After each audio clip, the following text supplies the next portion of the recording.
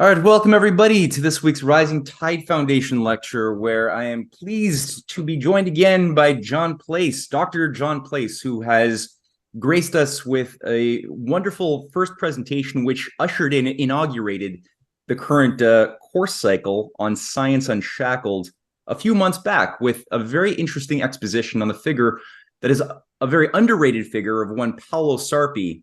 The link to that class, for those who might have missed it, will be in the description box of this video, and the influence that Sarpi had on modern science, which might surprise many people, is really worth diving into. Today, John has agreed to follow that up with something that is a very important topic that deals with something that a lot of people take for granted.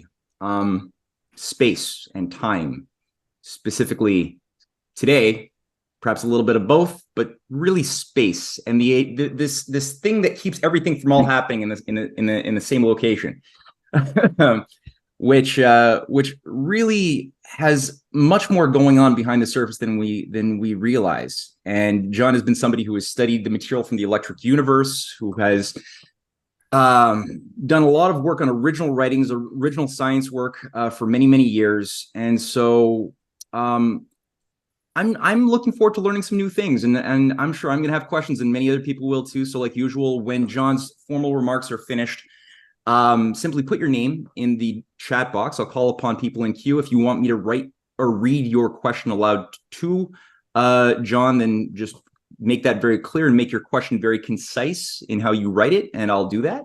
Otherwise, John, thank you for doing this. The floor is all yours. Thank you, Matt.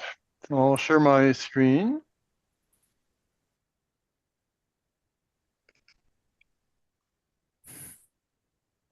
All right.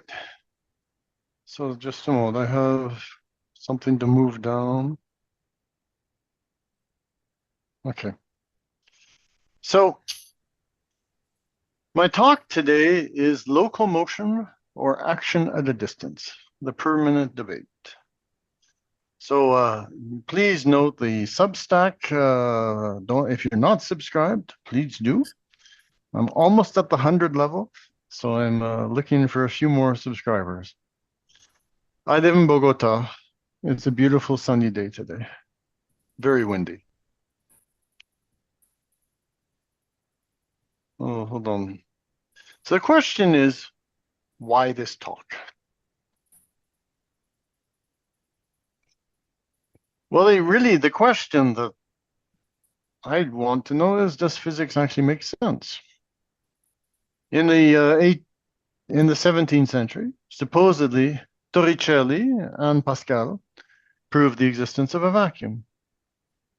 On the other hand, a bit later, Huygens, same century, showed light as a wave, and a wind wave, of course, needs a medium. And then just a bit later, Newton's physics supposes a vacuum. And then if we move to the 19th century, we have Faraday, who invented the electric field and the magnetic field.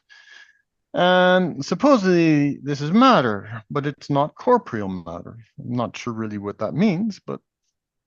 And then when we move on to the 20th century, we get quantum mechanics, and we're told light is both particle and wave. And yet, we're told the foundations of physics are well known and solid. So, I'm not sure. So I came across recently this article in American Scientist by Charles T. Sebens, and he wrote this. Today, philosophers who are interested in figuring out what everything is made of look to contemporary physics for answers. But finding answers in physics is not simply a matter of reading textbooks. Physicists deftly shift between different pictures of reality as it suits the task at hand.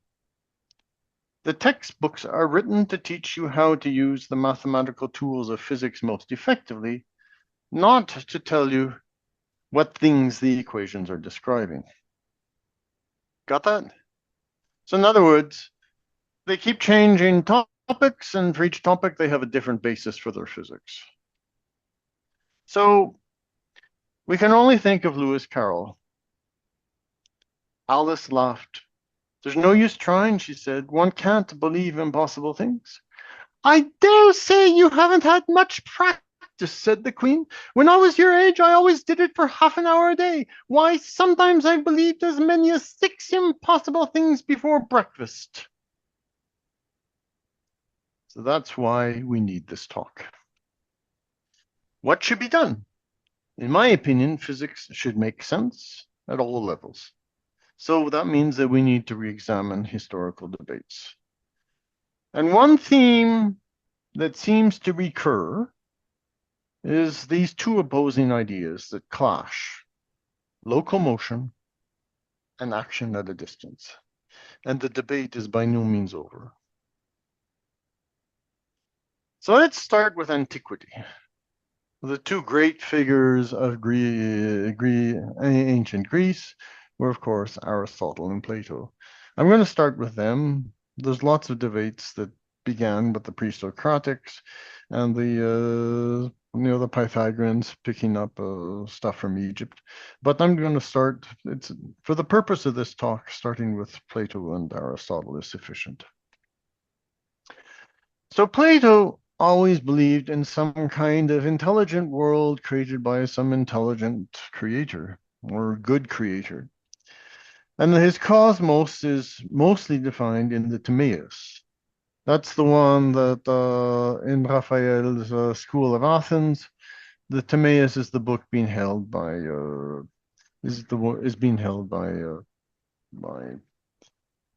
by Plato. And the face of Plato in that School of Athens is Leonardo. And for Plato, geometry plays a key role. Now we're talking about the physical aspect. So there's this receptacle that's called the chorda. And the 4 elements that the ancient Greeks talked about. For Plato, each corresponds to a Platonic solid. So Earth is a whole bunch of little cubes. Fire is a whole bunch of little tetrahedra. Air is a whole bunch of octahedra. Water is a whole bunch of icosahedra. And these can recombine into each other. So 2 tetrahedra together form an octahedron, for example. And the important thing to understand is that all of these existed before the creation of the heavens. This is an important point as we move on to Aristotle, because Aristotle separates heaven and earth. His system is defined in the Decaelo on the heavens. Now for him, everything begins with the number 3, because 3 is perfect. The universe is perfect because it's got 3 dimensions: length, breadth, and depth. And there's 3 kinds of motion. Circular, that's the one that the heavens uses. Straight up and straight down. And these are 2 mutually opposite motions. And circular motion, as it has no opposite, is perfect. And that's why the heavens go around in circular motion. The earth is immobile at the center of the universe. And the heavens move with circular motion. Heavy elements move down in a straight line, and light elements move up in a straight line. It's important to remember that lightness in Aristotle's system is a positive property. It doesn't mean less heavy. There are 2 different concepts. There's heaviness and lightness.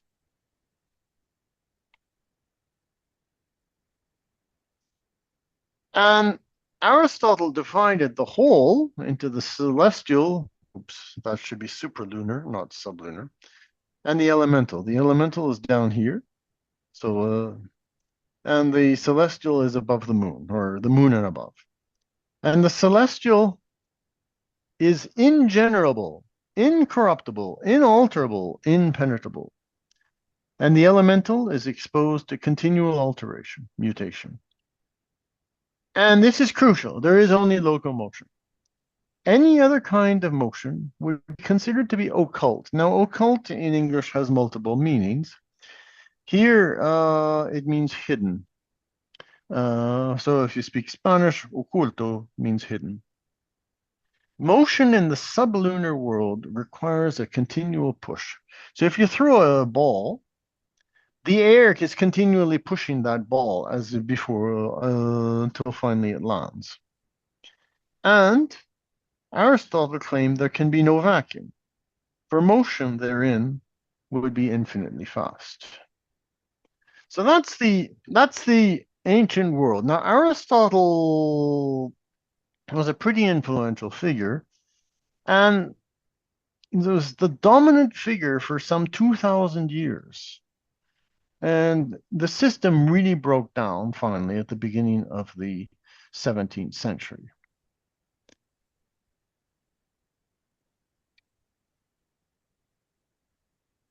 So at the 17th century, we're going to build the mechanical universe. And the first figure, or the first prominent figure, is Paolo Sarpi. So he was a Venetian statesman. He belonged to the Servite order. He is well known in philosophical, theological, and political circles because he was the key player on representing Venice in what was called the Interdict Crisis, 1605, 1606. The Venetians wanted to be named their clerics, and Rome would simply be the rubber stamp. Rome fought back. Rome, in this case, was the Jesuits, and the Venetians won. But Paolo Sarpi was also very much interested in natural philosophy. And he wrote a series of thoughts. They're called, in Italian, pensieri.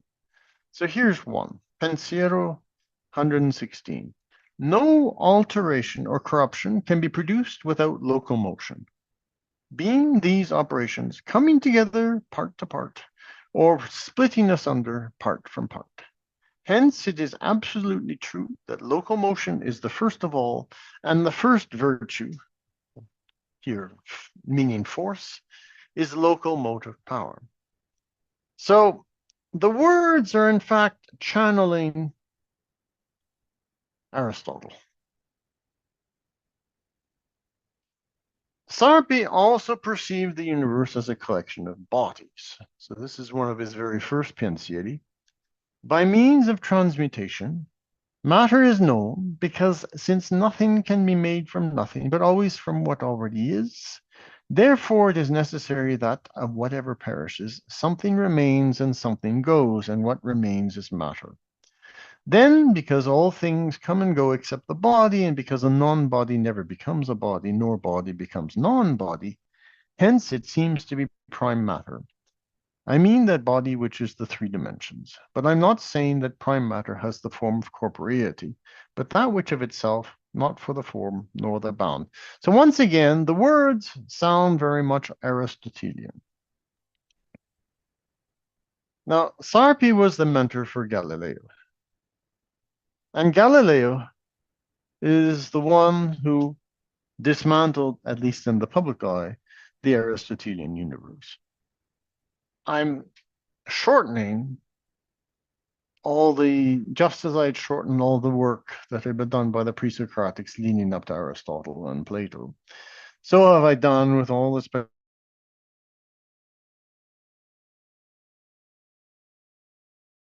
Are two people recording? Oh, okay, that's fine. So the dialogue is comparing the Ptolemaic and the Copernican systems, and this is the book that got Galileo in trouble with the Holy Inquisition of the Roman Church. And at the very beginning, so there's three characters in the dialogue. There's Simplicio, who, think of it as simple-minded, representing Aristotle. There's Salviati, representing Galileo, and Sagredo, who is the honest broker, is trying to listen to both sides. So at the very beginning, Salviati is criticizing the Aristotelian belief in three as the perfect. And here he states, I do not understand, let alone believe, that with respect to legs, for example, the number three is more perfect than four or two. Neither do I conceive the number four to be any imperfection in the elements, nor that they would be more perfect if they were three. So Galileo, based on new astronomical observations, he participated in some. He got some things correct. He got other things dead wrong. He completely misunderstood what comets were. He didn't believe that they were actually corporeal objects in the skies or in the heavens. And he claimed how do you say, priority for many of his discoveries. Some of these are definitely wrong. Others, it's debatable. But still, he definitely participated in these astronomical observations. And the point was that ultimately, they reject the idea that the heavens are unchanging. And this next line is the key point. This is where we leave Aristotle. The implication is that there is no fundamental difference between the earth and the heavens.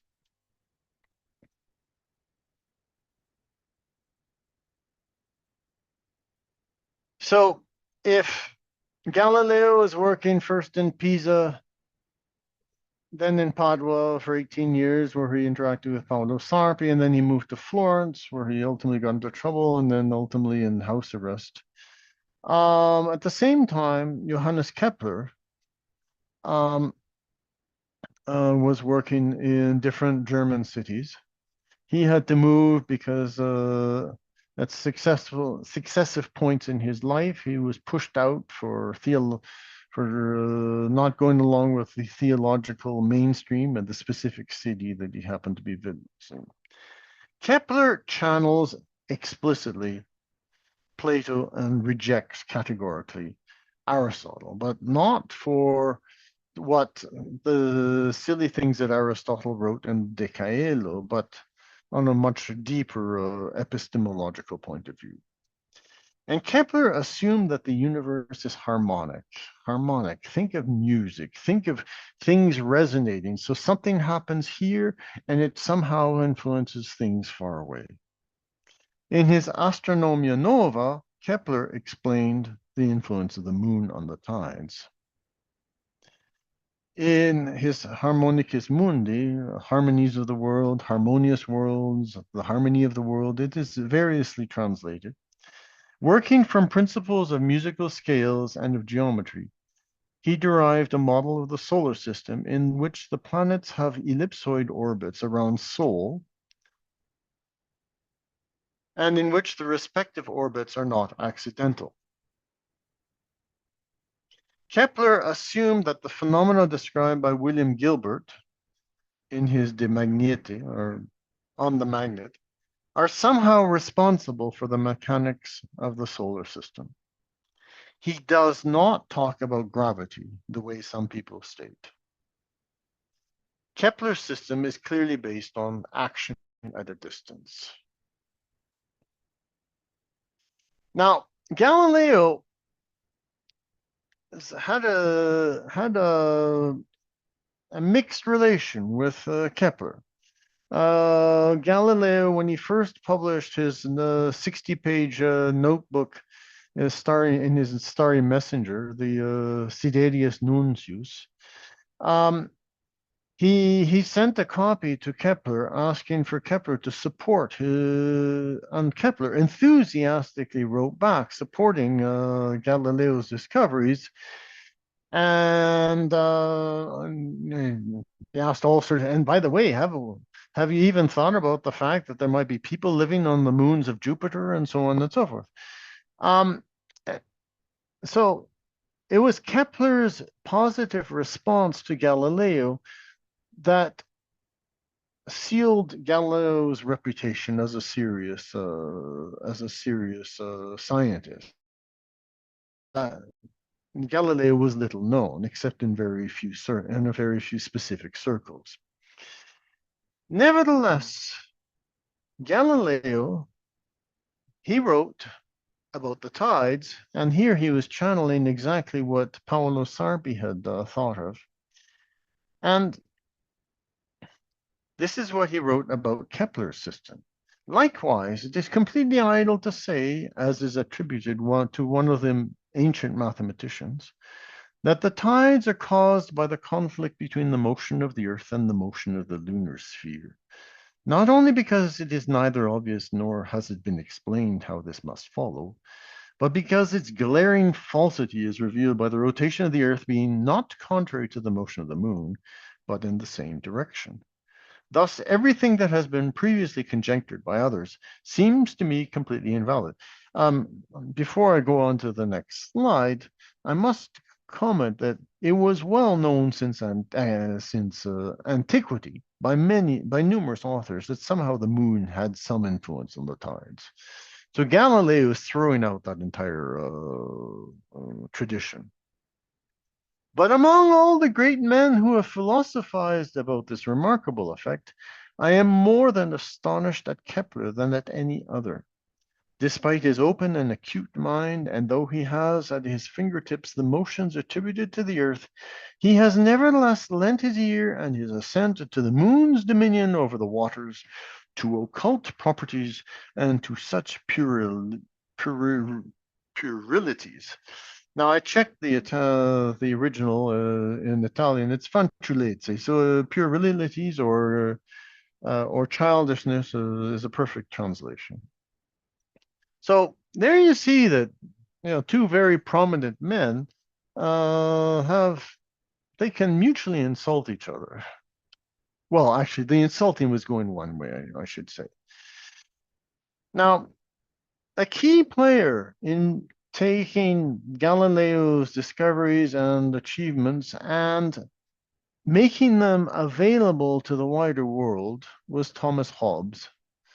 And Thomas Hobbes, he most likely met Paolo Sarpi in the 1610s. There's no documented evidence, but it's almost certain. And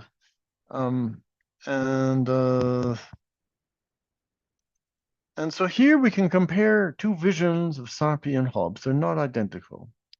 So Sarpi, one thing is the object of the sense, another the body perceived. But the object is a body outside us to which motion is no less necessary. But the body perceived is a part that comes from the whole and enters into our sense, as in seeing the light which emerges from the luminous body as water from the source. So if we're not in today's world, we're not used to speaking and listening to this flowery language. So I'll translate into clear terms. So if I am looking at something, that something is emitting particles. They come and enter, some of those particles enter my eye. And it is those particles that I am sensing inside my eye that allows me to see what I'm looking at. Now, Thomas Hobbes doesn't buy it.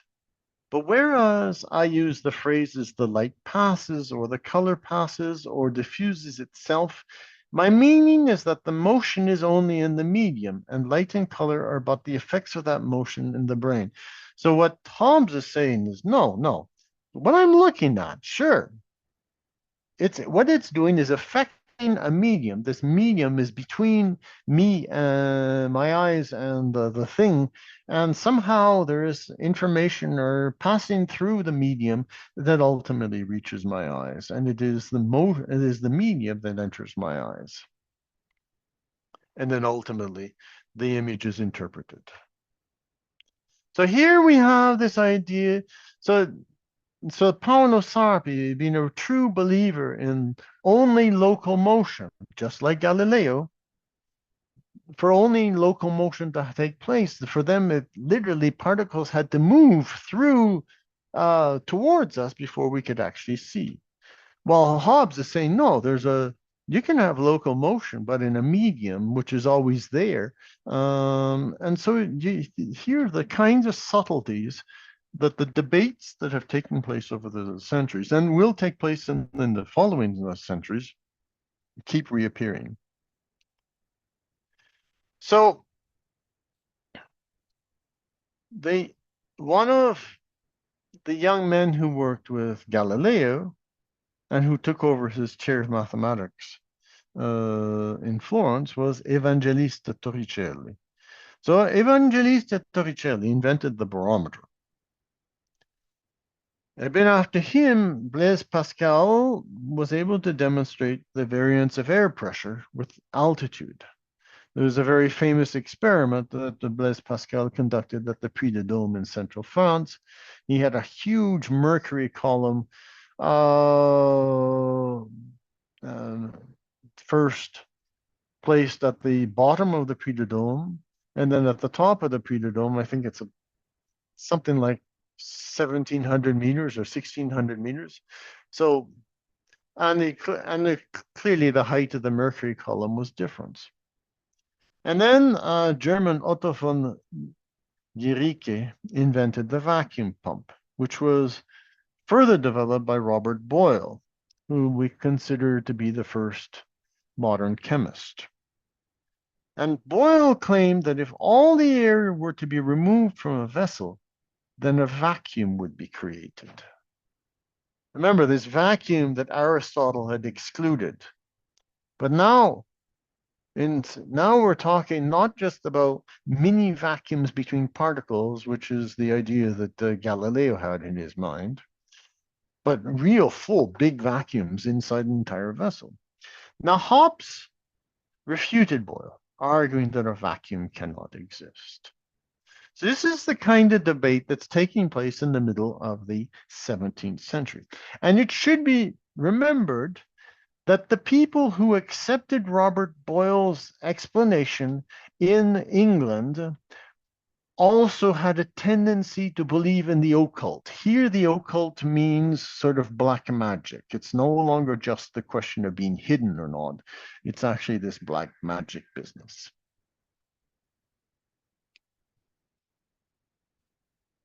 Another key figure of the 17th century was René Descartes. The Galileo had laid down the first principles of motion. His last book, the one that was published when he was under house arrest, was snuck out of Tuscany and taken to Leiden in the Netherlands, and Ludovic Elsevier published it. Now, I'm going to look at this in further depth, but I think there's a slight difference between Galileo, the actual scientist, and the image of Galileo that was perpetuated by specifically Thomas Hobbes and Marin Mersenne. Marin Mersenne was a cleric in Paris, and he ran a scientific circle with huge correspondence. So Descartes belonged to Mersenne's circle, and he developed the ideas of abstract space.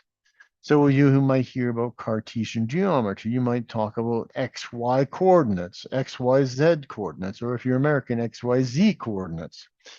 So these come from Descartes. If you wish, Descartes invented graph paper. But he did not believe in the atomism that was supported by Galileo and Hobbes. He believed that there was a plenum. Plenum means full, so that there aren't particles here. No, it's just this huge plenum. And he worked on motion, but in the words of the famous early 20th century historian of science Alexandre Poiré, Descartes' physics was a disaster. Christian Huygens also belonged to, he was Dutch, he also belonged to Mersenne's circle, and he also studied motion, and he corrected much of Descartes' work on motion. But he is best known for developing the wave theory of light. If you go look at the ocean or a lake or a river, you can't have waves without a medium for the waves to be transmitted. So if light is a wave, it requires a medium for its transmission. And today we call this medium the luminiferous ether. And took a while, but the wave theory of light would be finally accepted with the work in the 19th century of Augustin Jean Fresnel. For those of you who are enamored of 19th century lighthouses, every one of them had a Fresnel lens to transmit the light from the lighthouse. Now, if you accept that there's an ether, then local motion inside the ether suffices as a means for the transmission of light. All right? But then along comes Isaac Newton himself. His major work was Philosophiae Naturalis Principia Mathematica, Mathematical Principles of Natural Philosophy. It's normally called the Principia Mathematica, but it's important to understand what the Philosophia Naturalis is. In fact, Newton is responding to Descartes, and Descartes had written a book called Philosophia Naturalis, or if you wish, Natural Philosophy. So the Principia completes the transition from the Aristotelian universe to the new mechanical philosophy, which is a term coined by Robert Boyle, initiated by Paolo Sappi and Galileo Galilei. But there's problems with Newton's work. From an epistemological point of view, it is a hybrid creature. The principle of universal gravitation allows the derivation of Kepler's three laws, the first two of which appeared in the Astronomia Nova, the third in the Harmonicus Mundi, but without any explanation for the particular orbits taken by the planets. In Kepler's system, the orbits of Mercury, Venus, Terra, Mars, Jupiter, and Saturn are not accidental. And he even wanted to know why there was no planet between Mars and Jupiter. Now we know what it is. It's the asteroid belt. None of this is visible in Newton's system. The orbits just happen to be orbits.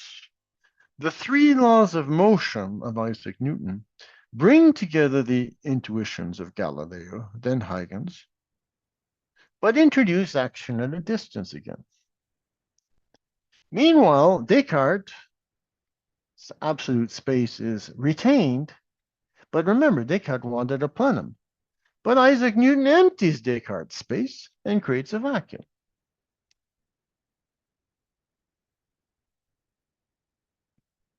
Now, Leibniz, a contemporary of Newton, critiqued Newton's unstable system. Leibniz learned mathematics from Huygens, so he would naturally have been inclined to support the existence of a luminiferous ether. The force of gravity presented in the Principia, understood to act across a vacuum, is called occult by Leibniz. Here, occult means not only hidden, but also magic. This is similar to Hobbes' critique of Boyle.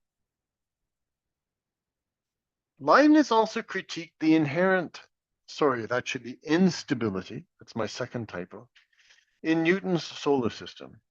Even Pierre-Simon Laplace, the brilliant French mathematician, was not able to make Newton's system stable. Leibniz also proposed the monad, a sort of immaterial atom with its own properties, which would later influence Alexander Wolff, who was subsequent to Leibniz, the most prominent German philosopher of the 18th century. And Mikhail Lomonosov, who studied under Wolff.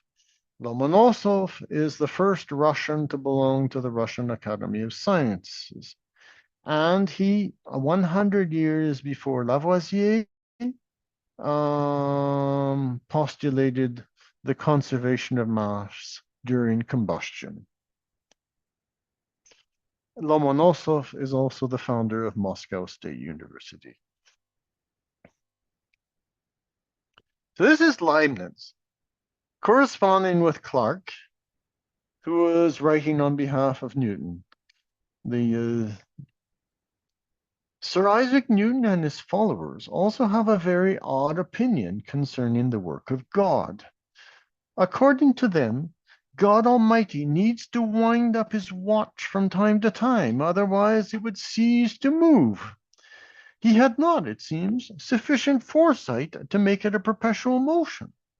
No, the machine of God's making is so imperfect that he is obliged to clean it now and then by an extraordinary concourse, and even to mend it, as a clockmaker mends his work, who must consequently be so much the more unskillful a workman, as he is more often obliged to mend his work and to set it right.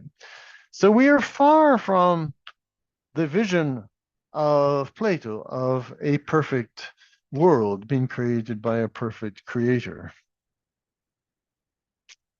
So that's the end of the mechanical universe section.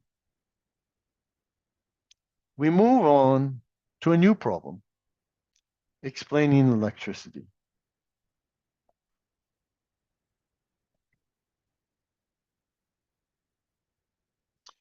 And here I had a play on words. Action at a distance has a field day. So, in the 18th century, Charles-Augustin de Coulomb did an enormous body of very subtle experiments on electricity. And he was able to demonstrate that the electrostatic force between charged particles, positive and negative particles, is inverse distance squared, as for Newton's gravity. This is a fast forward through a period of 150 years, okay? So André-Marie Ampère, this is beginning of 19th century, demonstrated that there is an interaction between electrical current carrying elements. And in the middle of the 19th century, the German Wilhelm Edward Weber, who had worked with Gauss and was the inventor of the telegraph in 1833, 4 years before the patents appeared in England and in America. Weber was able to explain all electric and magnetic phenomena as the interaction of charged particles and their relative velocities. I will in my blog get around to the work of these, and I could easily imagine giving further talks on this topic. But for the moment, this stands in one slide. The work of these three is all based on the principle of action at a distance. But it's important to remember this does not preclude the possibility of some medium for transmitting these phenomena. Meanwhile, as it always, the British do something different. So Michael Faraday invented the field. Now, honestly, I couldn't find an explanation of a field that wasn't mathematical in nature.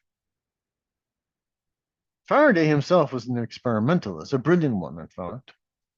But so the definitions that I have here are from Wikipedia, all right? The electric field is a vector field that surrounds electrically charged particles and exerts force on all other charged particles in the field, either attracting or repelling them. So if you have let's say a positive particle, it creates a field around it. And the idea is that the closer you are to that particle, the higher the attraction for the opposite charged particles, and the higher the repulsion for particles of the same charge.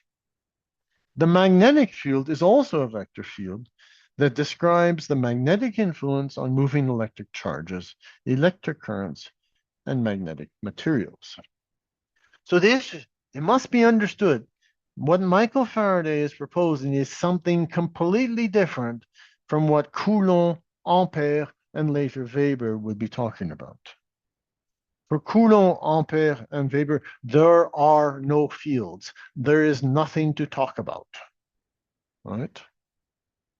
If you wish, one way to understand the electric field and the magnetic field is the effects that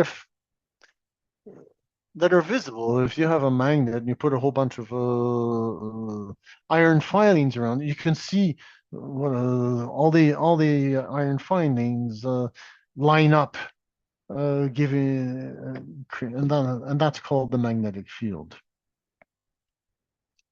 James Clerk Maxwell mathematized Faraday's fields, so he gave mathematical structure. Now, it's important to remember that although he's British, Maxwell's equations do not respect Newton's third law. What is Newton's third law? It's well known.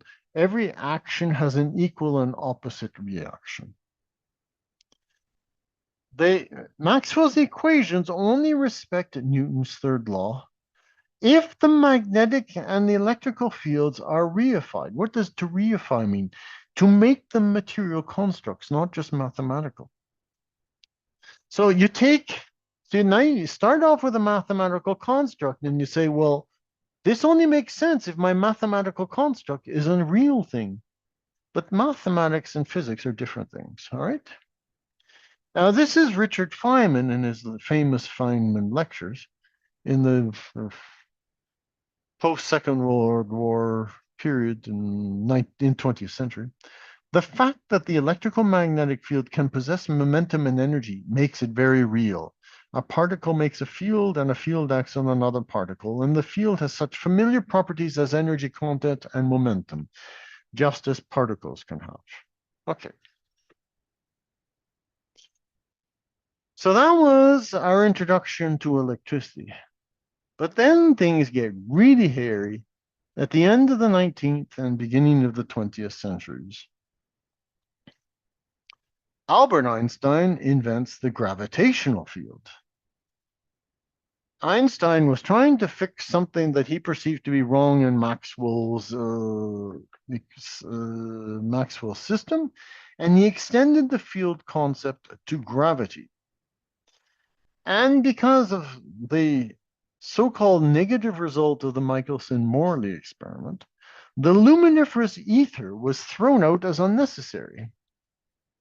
Now, not everyone was in agreement. In particular, Nikola Tesla, who has been called the man who invented the 20th century because just so much of 20th century and 21st century technology is based on Tesla's patents, he savaged the idea of relativity.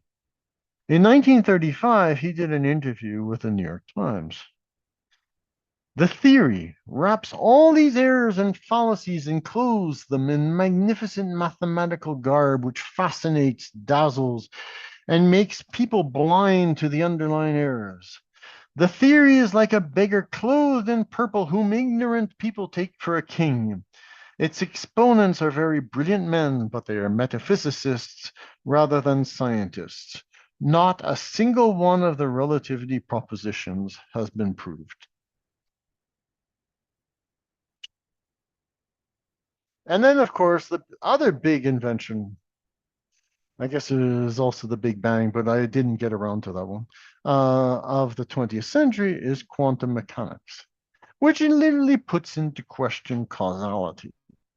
Now, Max Planck, himself a Platonist and very respectful of Kepler, proposed that electromagnetic energy could be emitted only in quantized form. In other words, the energy could only be a multiple of an elementary unit. So you couldn't have, let's call the elementary unit H. You couldn't have 1.3H. No, you could have 1H or 2H or 3H or 4H, but you couldn't have 4.2H. Erwin Schrödinger developed a wave equation, which is a mathematical expression describing the energy and position of the electron in space and time, taking into account, oh, this is new, the matter wave nature of the electron inside an atom. All of a sudden, particles have become both particles and waves. But it gets even better than that.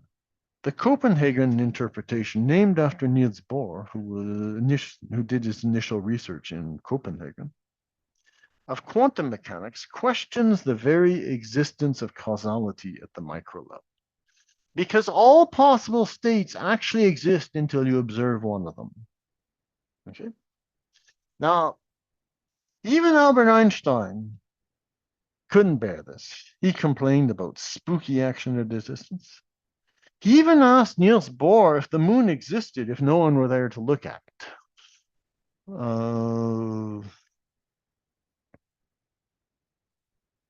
So,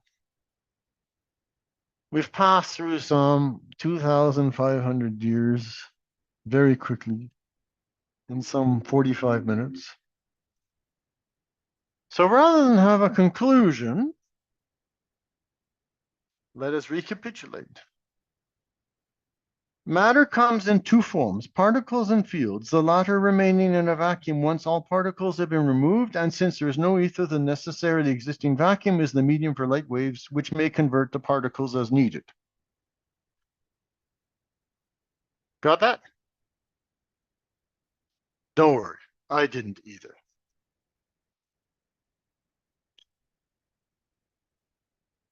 In fact, for me, modern day physics, from a metaphysical point of view, does not seem to have a coherent view of what is matter, nor what kind of motions take place in the universe. Reading about physics, I get the impression I'm watching Sir Humphrey Appleby of Yes Minister on the proper function of government. I hope this link works.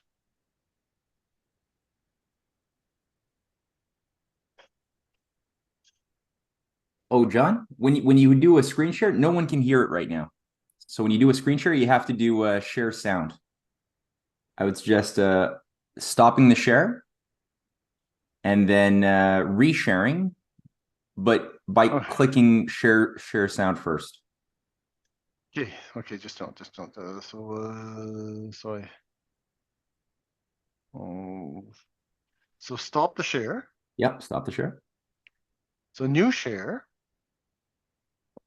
Well, first oh, stop I it. see it. I got the bound. I got share sound. Okay, got it. Yeah.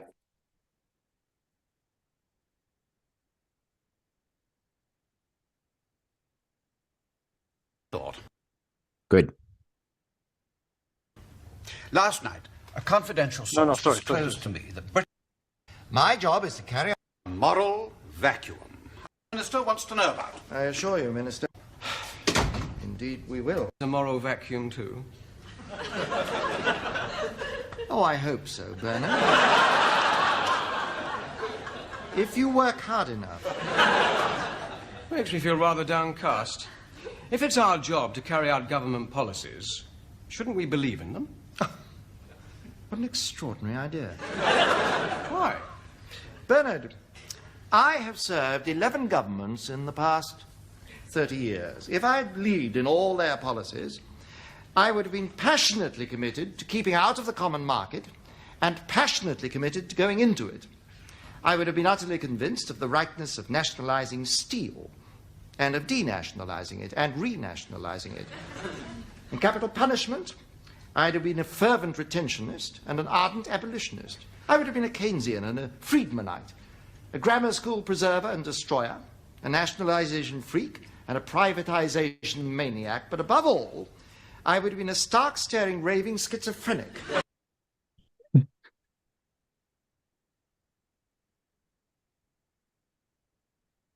So... Yes, well, the PM has asked me to have a preliminary conversation and write a background note. Save time later.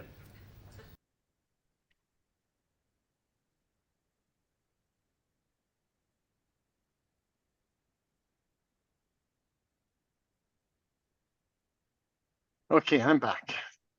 So when I'm reading physics, I get the impression I'm watching Sir Humphrey Appleby talking about his position supporting successive governments. In my opinion, we can only move forward by re-examining historical debates of science and taking up older threads that have been shunned aside. It may well be that what appears to be action at a distance at the macro level might be understood as local motion at the micro level. So that's my talk. Thank you for listening. Excellent. Excellent presentation, John. This is good. All right. I see already there are hands queued up, waiting to ask you questions or share thoughts. So let's just go in order as they popped up. The first person I saw was Nathan. No way. I thought I was the fourth. Hello? First I noticed. Okay. No, there's Nickel asked something. Oh, well. Okay, well, let's get to Nickel second then. But Nathan, go for it. Okay, thank you, Nickel. So I was just thinking about how, and I'm just trying to put a roadmap together based on Platonic teachings, because to me, I need a roadmap to help me make sense and figure things out. So it's very simple. I try to keep my thinking simple, and I don't know nearly as much as people here, that's for sure. I mean, I'm not a scientist, but what I want to say is that I just try to stick with the things that I've been learning about lately, or wanted to be learning about lately. I've been too focused on dumbass stuff, but I wanted to talk about the wave to prove that, because scientists are always looking for God particle. We think we found the God particle. We're obsessed with particles, and quantitative, which is such a loaded word because it can mean so many different things now, but quantitative particles. And it's like the other side of the coin of creationism, that materialism that has taken over a lot of science. And so I was wanting to say that I can show that the just by looking at the construction of a wave, when we have it's the interaction between the fields, but when we come in here, like you might have in this top of the wave, well, first of all, you have and this is just my thinking. I hope I can indulge myself just briefly. Stuff I've been researching, not my own ideas, but they just ring true for me. I was if you look at, we have our wave going like this and another wave going like this. So you have an hourglass here, or a hyperboloid, and then the inverse of that, which is the top of the wave and the maximum and the minimum of a wave. And so you got these two you have an acceleration and a decrease in force, and then you have, like, say, a deacceleration and a decrease in force. And so right there you have a lot of what the quantum people are trying to make a quark. You have these forces within the wave itself that they're trying to make a quark. This one has top spin, this one has bottom spin, this kind of a thing. And so in the center there, you have counter space right there where they're putting the particle. And to me, I think that's an affront to the principle, trying to make it a particle. Well, what we have here is counter space, like the kingdom of heaven. And so, right there where they say there's a particle. And so anyway, I don't really know the details of particle physics of the 20th century or today's particle physics. As far as I'm concerned, it's a completely sterile discipline. Yeah. One of the things that Paolo Sarpi wrote, and Galileo very much was concurred with that idea, is that one measure of the success of science is the practical nature of the ability to derive technology from it. Now, you might consider this to be an Aristotelian measure, and it is. But it is also a very real aspect in the empirical world that we happen to live in. That is actually a very good measure of the utility of science.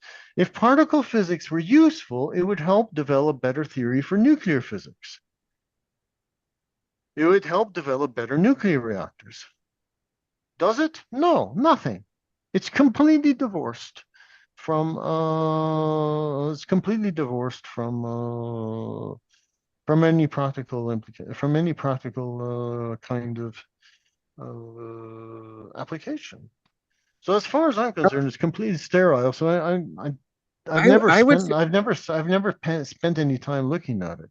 no, Now, and one I thing I do apologize, but Nate, I go wanted ahead. to say that I would suggest that some of the cover up of real science is in part because of that. That's all I'm saying. Well, I think the way you're describing the interacting waves did make me think of Tesla. For his entire, and remember, he was astonishingly successful in developing technology.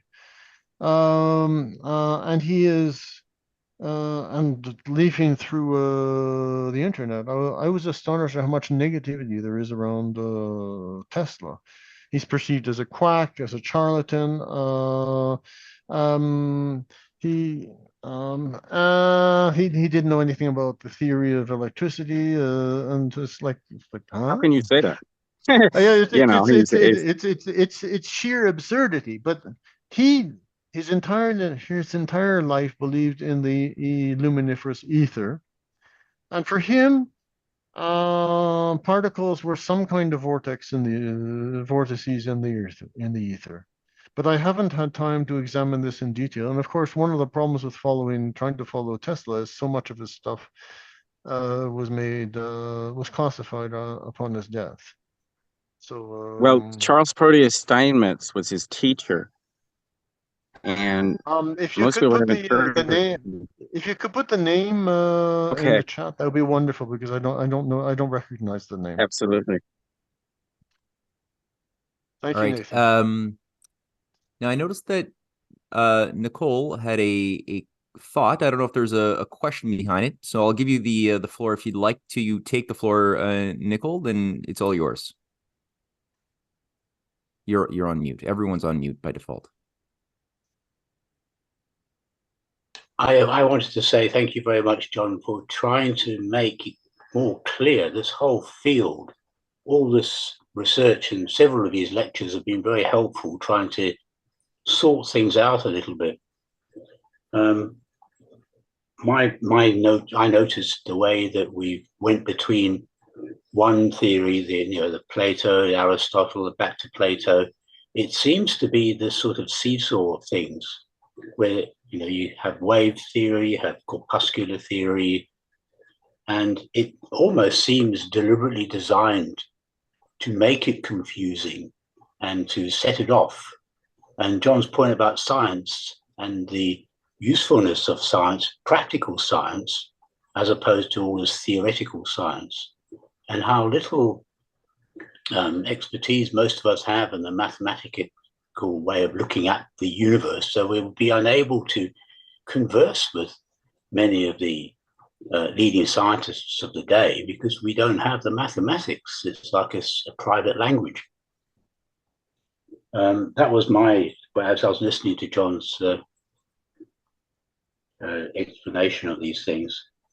I know that Descartes had this idea of the vortices, which Tesla also seemed to have, that we have a medium and then something travels through a medium, because just common sense. Without a medium, you can't hear anything, you can't see anything. But thank you again, John. It's just very good to get a helpful clarity, or some clarity, I should say. Thank you again. I don't know thank you. I don't know if I clarified anything, but rather made it clear that the so-called experts, if you put all of the words simultaneously together, none of it makes sense put together.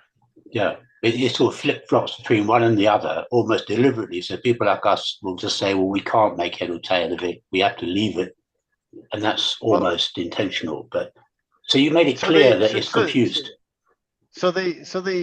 I mentioned one attribute of successful science. Where can you make technology from it? So let's call that the empirical, the Aristotelian aspect.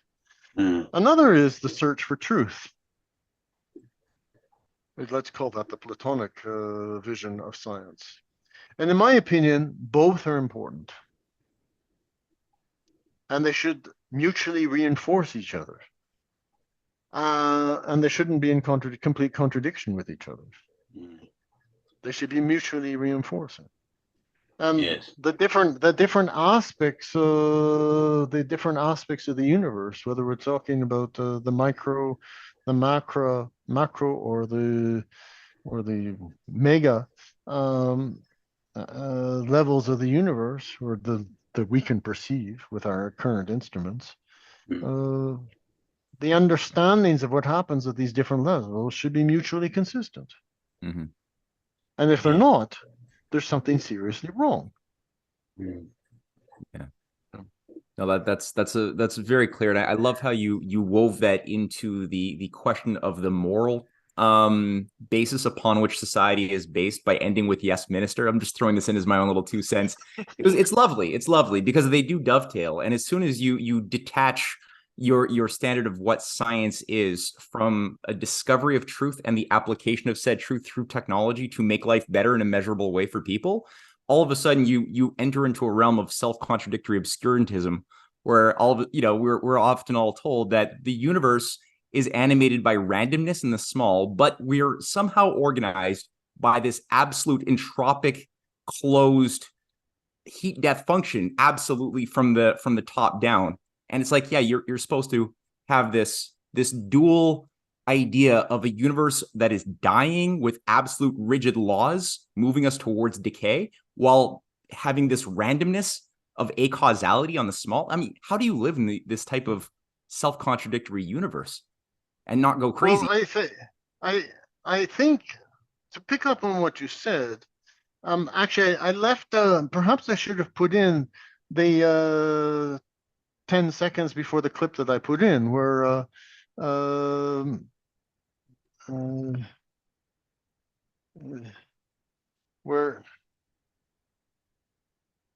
where one of the assistants to the minister is complaining, "I'm starting to feel like a moral vacuum," and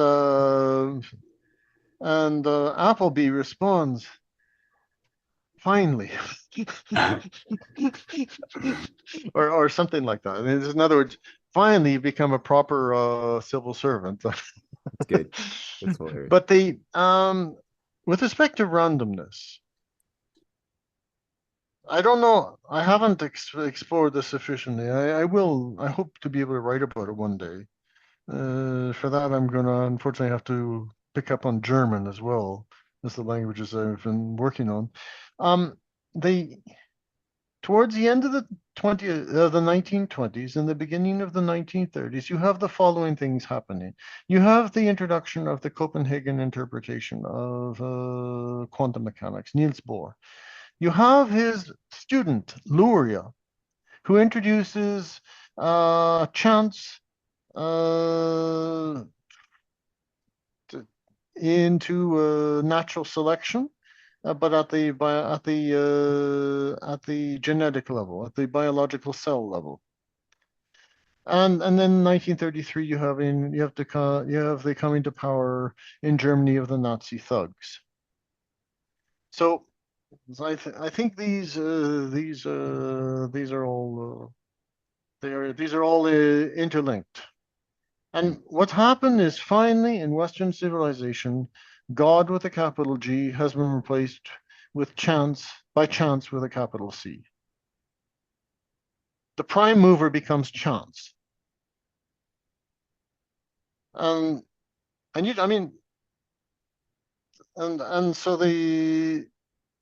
so everything today is chance. And there's no direction to evolution, for example, in biology. There's no that doesn't mean that you have to go back to a fully teleological perspective, that everything is pre-planned the way Kepler believed. But the point is that something was seriously lost some 90 years ago, and there may well have been key players behind the scenes who were pushing for these, but I don't know who these would be. We can guess.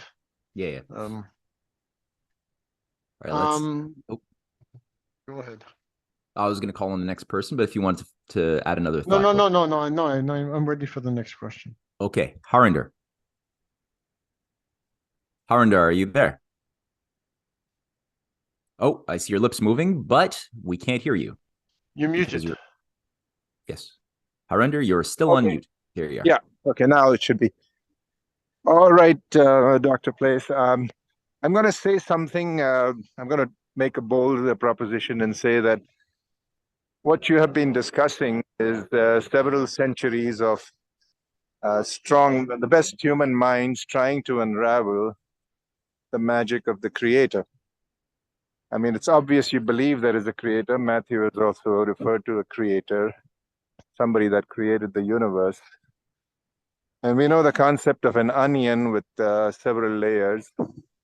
Well, it would seem that all these very talented, very intelligent people were basically unraveling small little layers of that onion created by the creator. But the creator is supreme, and he has created an onion that may well be undecipherable for us humans. If we just put ourselves in the context of how small the Earth is in the face of the vast expanse of the universe, and we can barely send vehicles to the moon.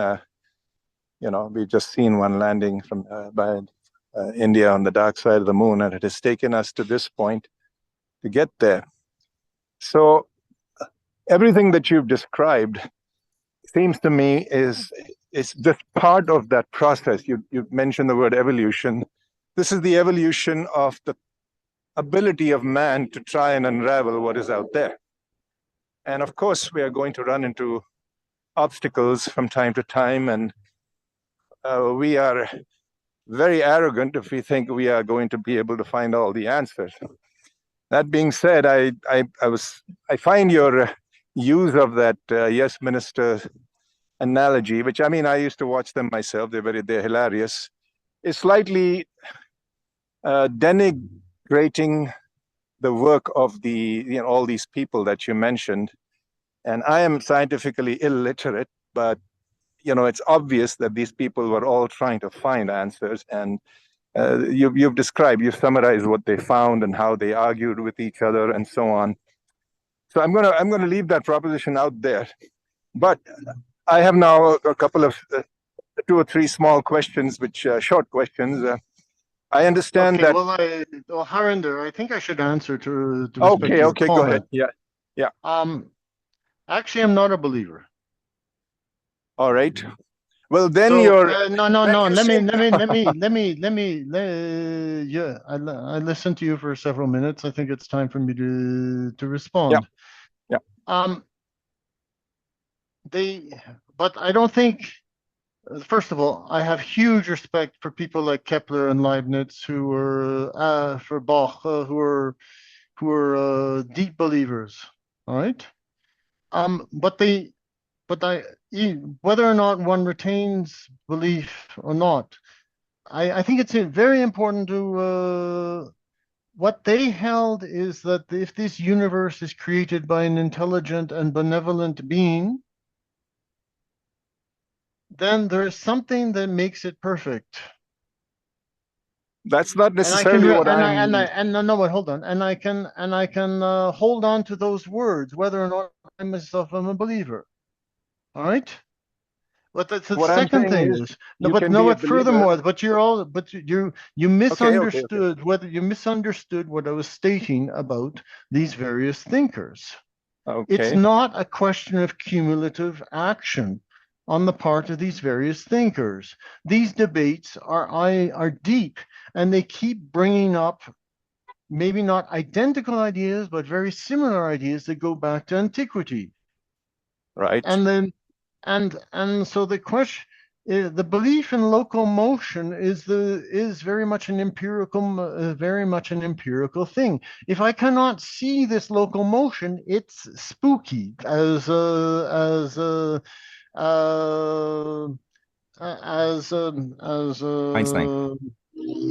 Einstein said with respect to quantum mechanics.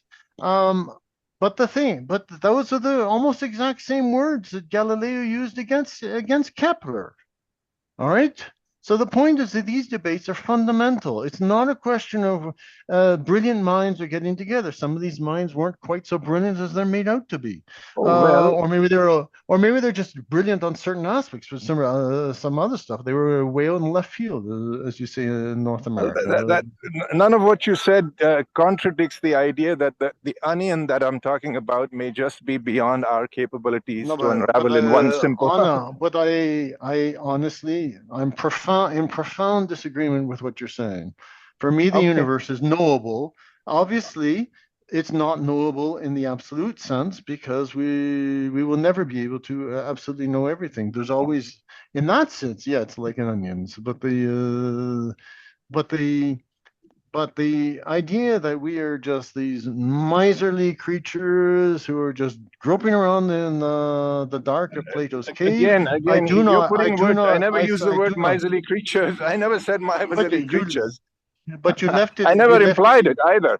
I just said you did when you said that with here on Earth and this minute speck inside space. That is an absolute empirical fact, isn't it? I'm not stating, and I'm not making a misstatement there. Yeah. I'm just placing us in. Okay, so I'll get to the questions which nevertheless show that in spite of what you have said, none of this makes sense. We have seen the atomic bomb. We have seen nanoparticles. We are seeing artificial intelligence. We are seeing directed energy weapons. So it's not that the science is not going anywhere. It seems to be going in the wrong direction, but clearly. Okay. Well, we lost him. But yeah, we lost Harinder. I did you want to speak to what he was sort of getting towards what he's saying is that technology has been developed over the centuries, and this is definitely true. But there's lots of technology which hasn't been developed, or which potentially could be if some of these key issues were better understood. For example, Tesla believed that we could simply draw electricity from the air. We're still. If I look outside, I see all the electrical wires, and we still have these massive hydroelectric nuclear plants and so on and so forth. So obviously, Tesla's dream is not coming true for the moment. So there's lots of potential technology which hasn't been developed. It may not be real, but that's another story. But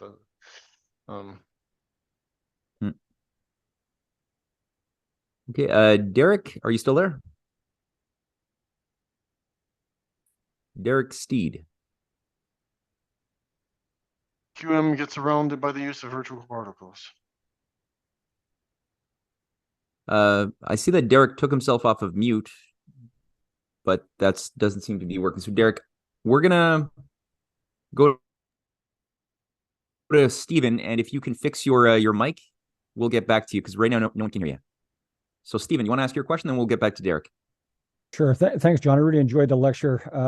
Some deep kind of philosophical issues. I want to kind of key in, since I tend to be in a little of the tinfoil hat side of the fence, just to clarify, as with the lectures we've had on history and the perversion of history that we've seen, and that it's been a deliberate and intentional perversion of history in terms of what's sold as the mainstream historical narrative, you seem to be suggesting that the wrong turns that we've taken in science at some very fundamental levels, and if I understood you, what you were alluding to, may also have been intentional or deliberate.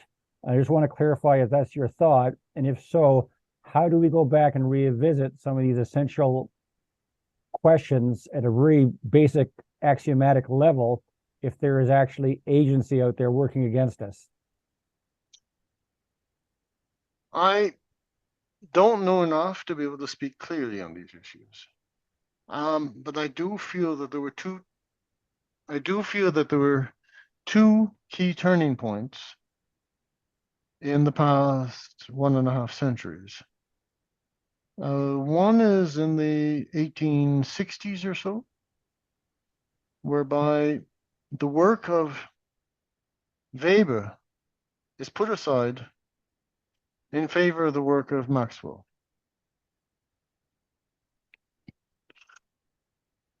And the second is what I mentioned just a few minutes ago with respect to what happened at the end of the 1920s. But I think what happened at the end of the 1920s was a logical conclusion of what had been initiated in the 1860s.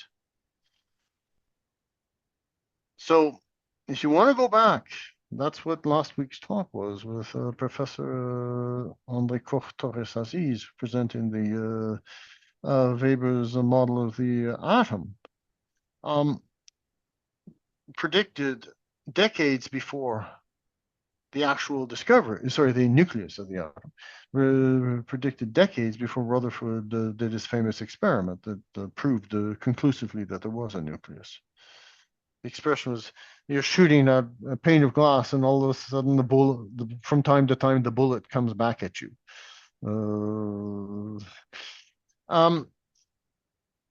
And so the only way, so that would mean you'd have to go back to Weber and rework it.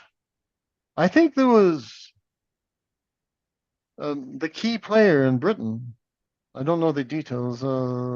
What happened in Germany? Helmholtz supposedly didn't like Weber, but in England it was Lord Kelvin, well, William Thomson, and he would have had a clear reason for hating Weber because Weber invented the telegraph 4 years before the British and the Americans claimed to have invented the telegraph. Remember, Kelvin got his knighthood for organizing the laying of the first transatlantic telegraph cable. So you have these petty jealousies that coincide with the need for dominating the narrative. The British did their best, have done their best, and continue to do their best to try to pretend that they have invented everything since the days of Newton. I think one of the speechwriters for Obama said that the modern Anglo-American world is based on the ideas of Newton, Adam Smith, and John Locke. I would add Charles Darwin, but all four British. And that's a very, and you could also add Maxwell into the game, but but in fact it's just hiding all of the continental work, whether it was the French or the Germans or later the Russians or from time to time people in smaller countries who made fascinating. And the standard thing that the British do is say, oh yeah, so-and-so at Cambridge or Oxford was working on this topic. So instead of it being name A, it'll be name A-B, where B comes from Oxford or Cambridge. They try to appropriate. And by appropriating, they also redefine. This is what I said with respect to Galileo. I'm still reading this. It may well be that what Galileo wrote and the Galileo that was presented by Marin Mersenne and Thomas Hobbes are not the same Galileo. So I think this is a permanent process that takes place. When advances are made, they are continually reinterpreted, and sometimes they're reinterpreted in a positive sense. But much of the time they're reinterpreted in a negative sense. Or Kwan's going to ask me a question, so I might as well start answering his question ahead of time. The life force out of these discoveries has been taken out of them. And everything gets brought down to a purely mechanical interpretation. I mean, if you read Leibniz's monadology, his particles called monads are anything but lifeless. But so I don't know enough to really be able to answer your question, but I think I can give some hints of where to go. But for the moment, nothing more. That's why I've started my blog, because I find these topics to be absolutely fascinating. And so I'm starting to write about stuff, and it's amazing. I've only been doing it for a month. It's amazing how much I've learned so far about just the times around Galileo and Sarpi. And there's more to come. So subscribe. I think I have. Thanks, John. Yeah, for those who might be listening on YouTube or elsewhere where this is going to be posted, go to the description box and link to subscribe to John's Substack. I've subscribed. I follow these things. They're really good little thought nuggets to chew on throughout the day to start your day with. So do that soon. Derek, I know you had a chance to play around with your mic. Is it working yet?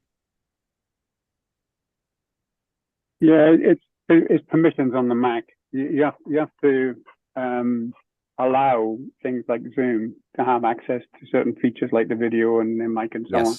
Right. So, but Zoom's not very kind. It demands you restart things if you go back and change things under its feet. And so that's what I had to do. It's been very interesting listening to this because I've got an interest in history of physics and mathematics and so on. And mine's primarily on the physical side with some math. I'm not very good at math. Even though I've done the quantum mechanics math and stuff, but I'm still not very good at math. I'm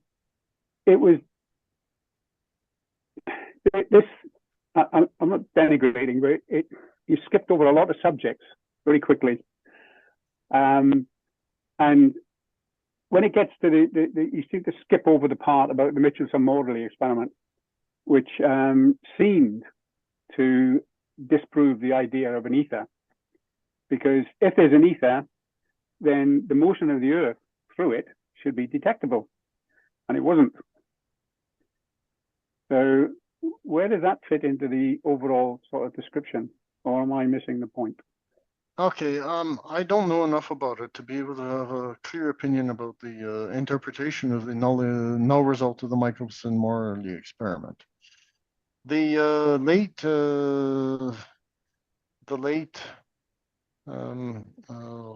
Walt Thornhill, who was the theoretician of the electric universe for a number of years, in a private conversation, he told me that the null result of the Michelson-Morley experiment is in no way negates the existence of the luminiferous ether. But I haven't looked at it sufficiently in detail to be able to judge his answer. So the answer is a cop-out. I'm sorry, and honestly, I don't know.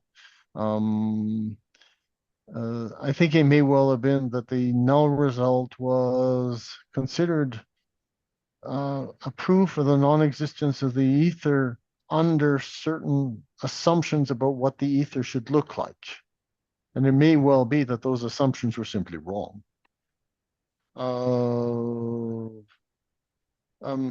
Last week, someone asked Professor Assis whether the ether existed or whether, and his response was he wasn't sure, but Weber thought there was some kind of ether, and the ether would have been some miniature charged particles, far smaller. So it wouldn't have been a plenum in the Descartesian sense, or Cartesian sense, as we say in English. It would have been something very.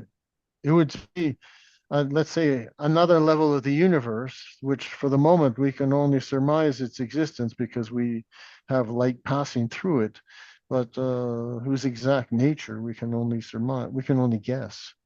So I suspect that it's more that. Personally, I do believe there's an ether. But what its structure looks like, honestly, I don't know. Does that answer your question? But well, it tells me where you are. I need to dig more into your blog. I think for the moment, I'm focusing on the 17th century. It'll take a while before I get to the 19th and 20th century. There's a lot of debates to go through. But I think it's But I think this is the intellectually, it's the only honest thing that I can do, because my impression is that many of the debates of the 20th century are reflections of poorly misunderstood positions taken in the 19th century and recursively back through time. Mm. Yeah. Yeah, So I can only start with the debates that I have accessible to me in the 17th century, and from time to time, the debates of the medieval times and the ancient times also resurface there as well. So I take them as I come across them.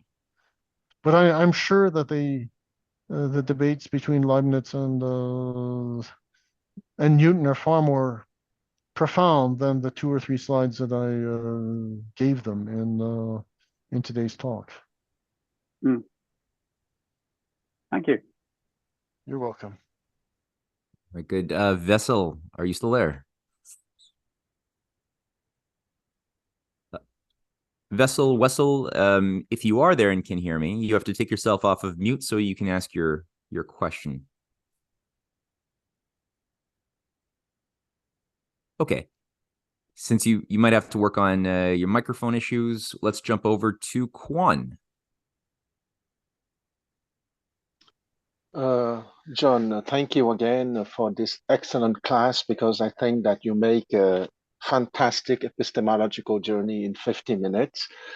And I would say first my question, but I would have some comments before I would listen to your answer, John. Okay, so my question is, why don't you see the Harmonice Mundi by Kepler as the nexus as the answer to the question? And here my comments in relation to my question. I think after all, everything that you presented today can be seen as the frameworks for the human adventure for knowledge, okay? And I want to go back to the 2 old guys of that adventure in the West, meaning Plato and Aristotle. As you know, the conceptual framework for Aristotle is hule, kinun, eidos, and telos, okay? And I think there has been a sleight of hand between the meaning of eidos by Plato and the meaning of eidos by Aristotle.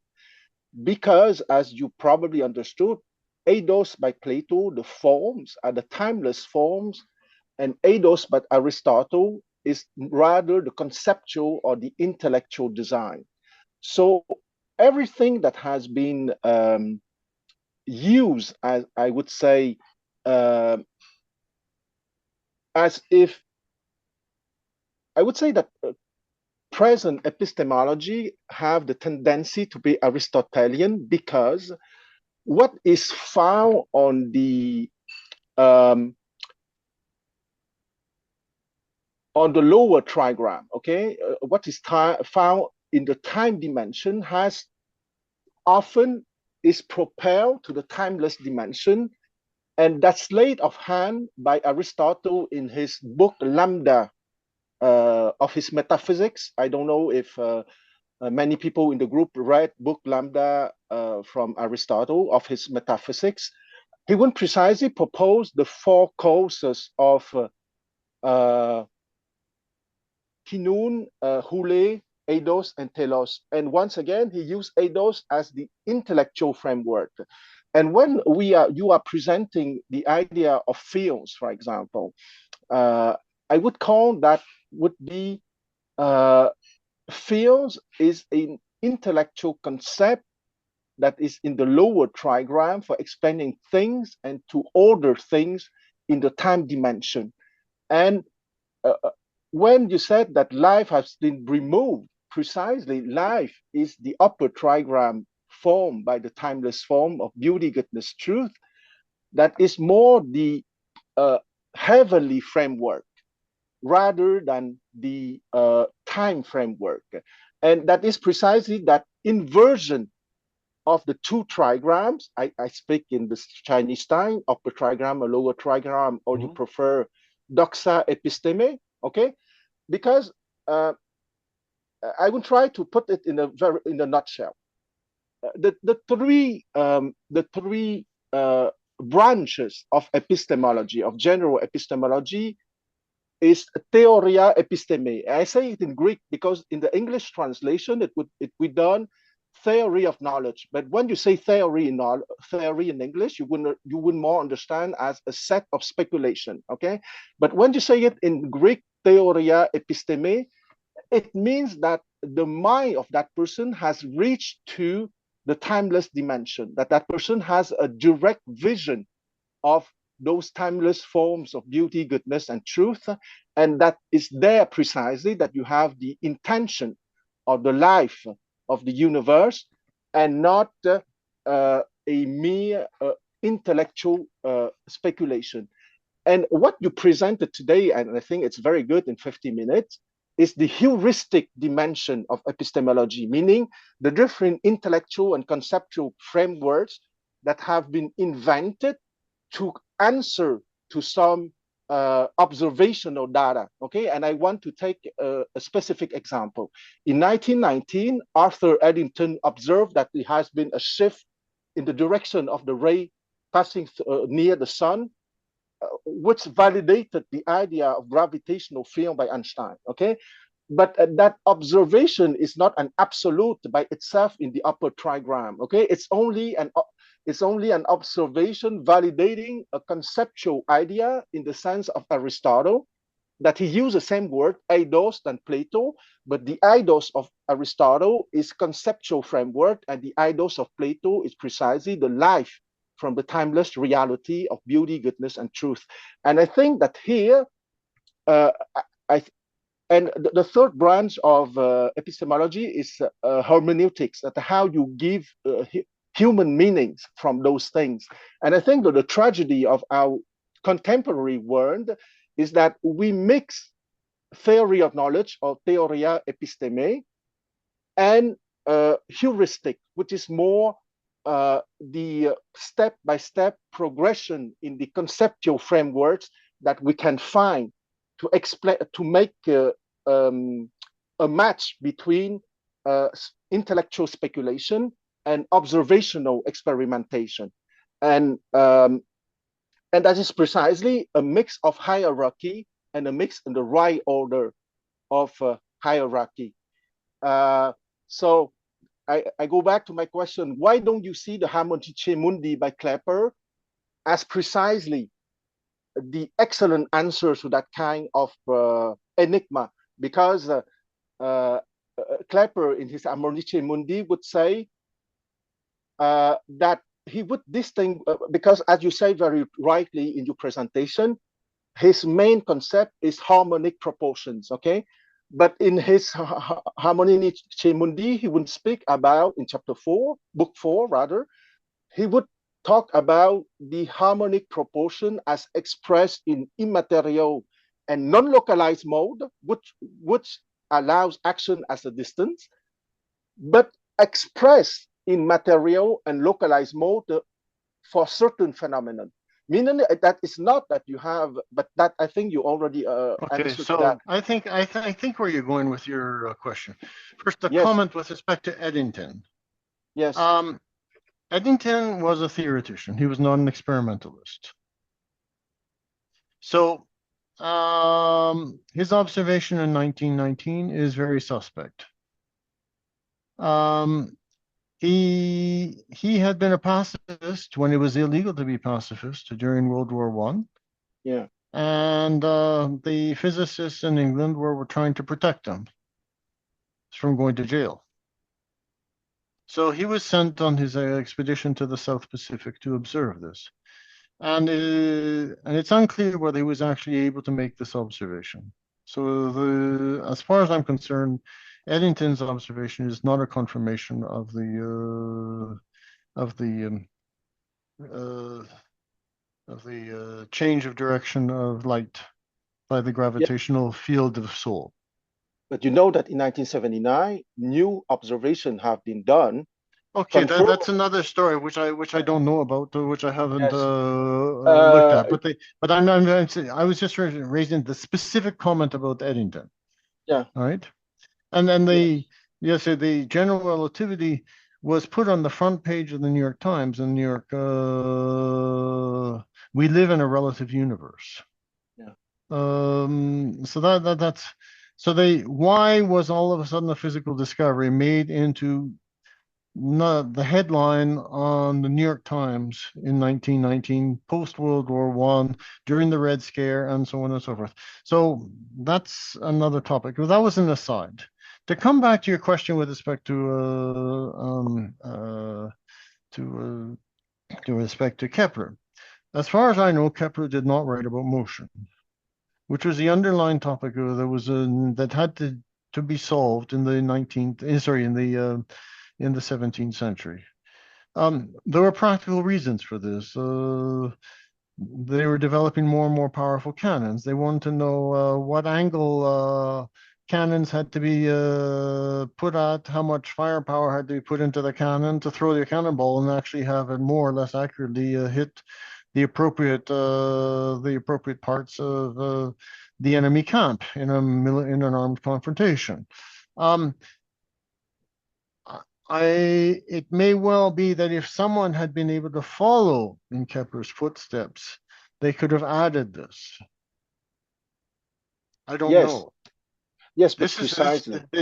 This is so it may well be not only do we have to go back to Weber, but we also have to go back to Kepler. Yes, I think so. And not simply read and stand in awe at his writings, because I think Arthur Kessler said, "Look, you can read certain parts of Galileo in an hour. It takes a lifetime to read Kepler. It's hard reading. It's like reading Copernicus's De Revolutionibus. It's very hard reading. Galileo is really easy to read in comparison. Well, the point is that this is a very interesting topic. I do know that some people had tried to follow in Kepler's footsteps, but they were talking about trying to talk about weather systems. But they got some journal published in a journal, so they closed down the journal. It was pulled off the online access and of Elsevier. Not the same Elsevier as who published Galileo. So yes, definitely. But we have to go back to I think all the key debates need to be enunciated, and we have to go back to each of these points and say, what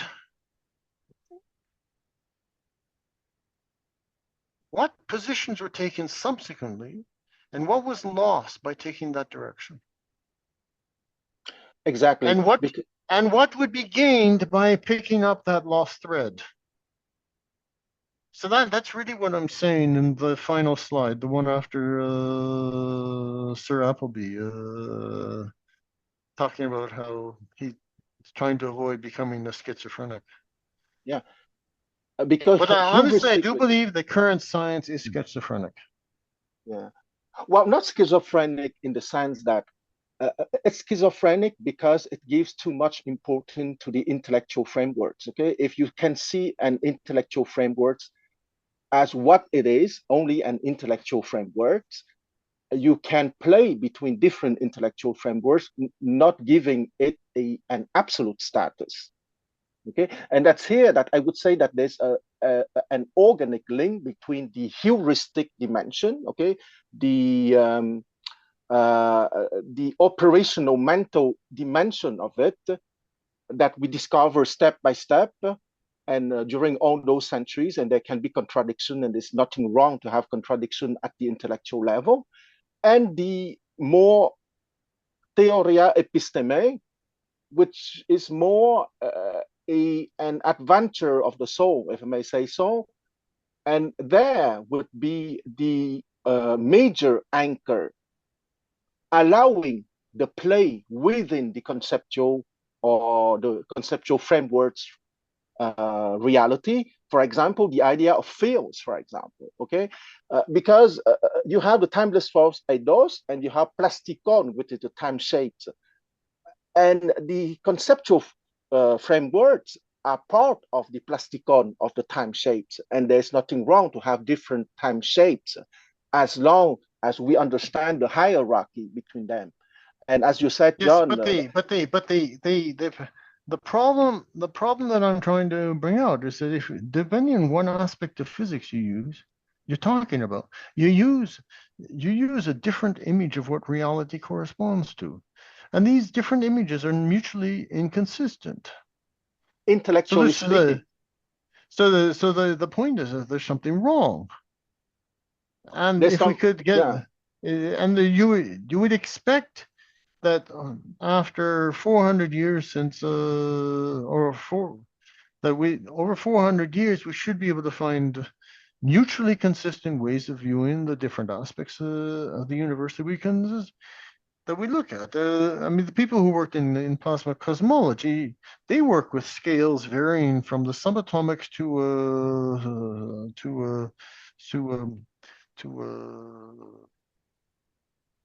to galaxy superclusters, using the same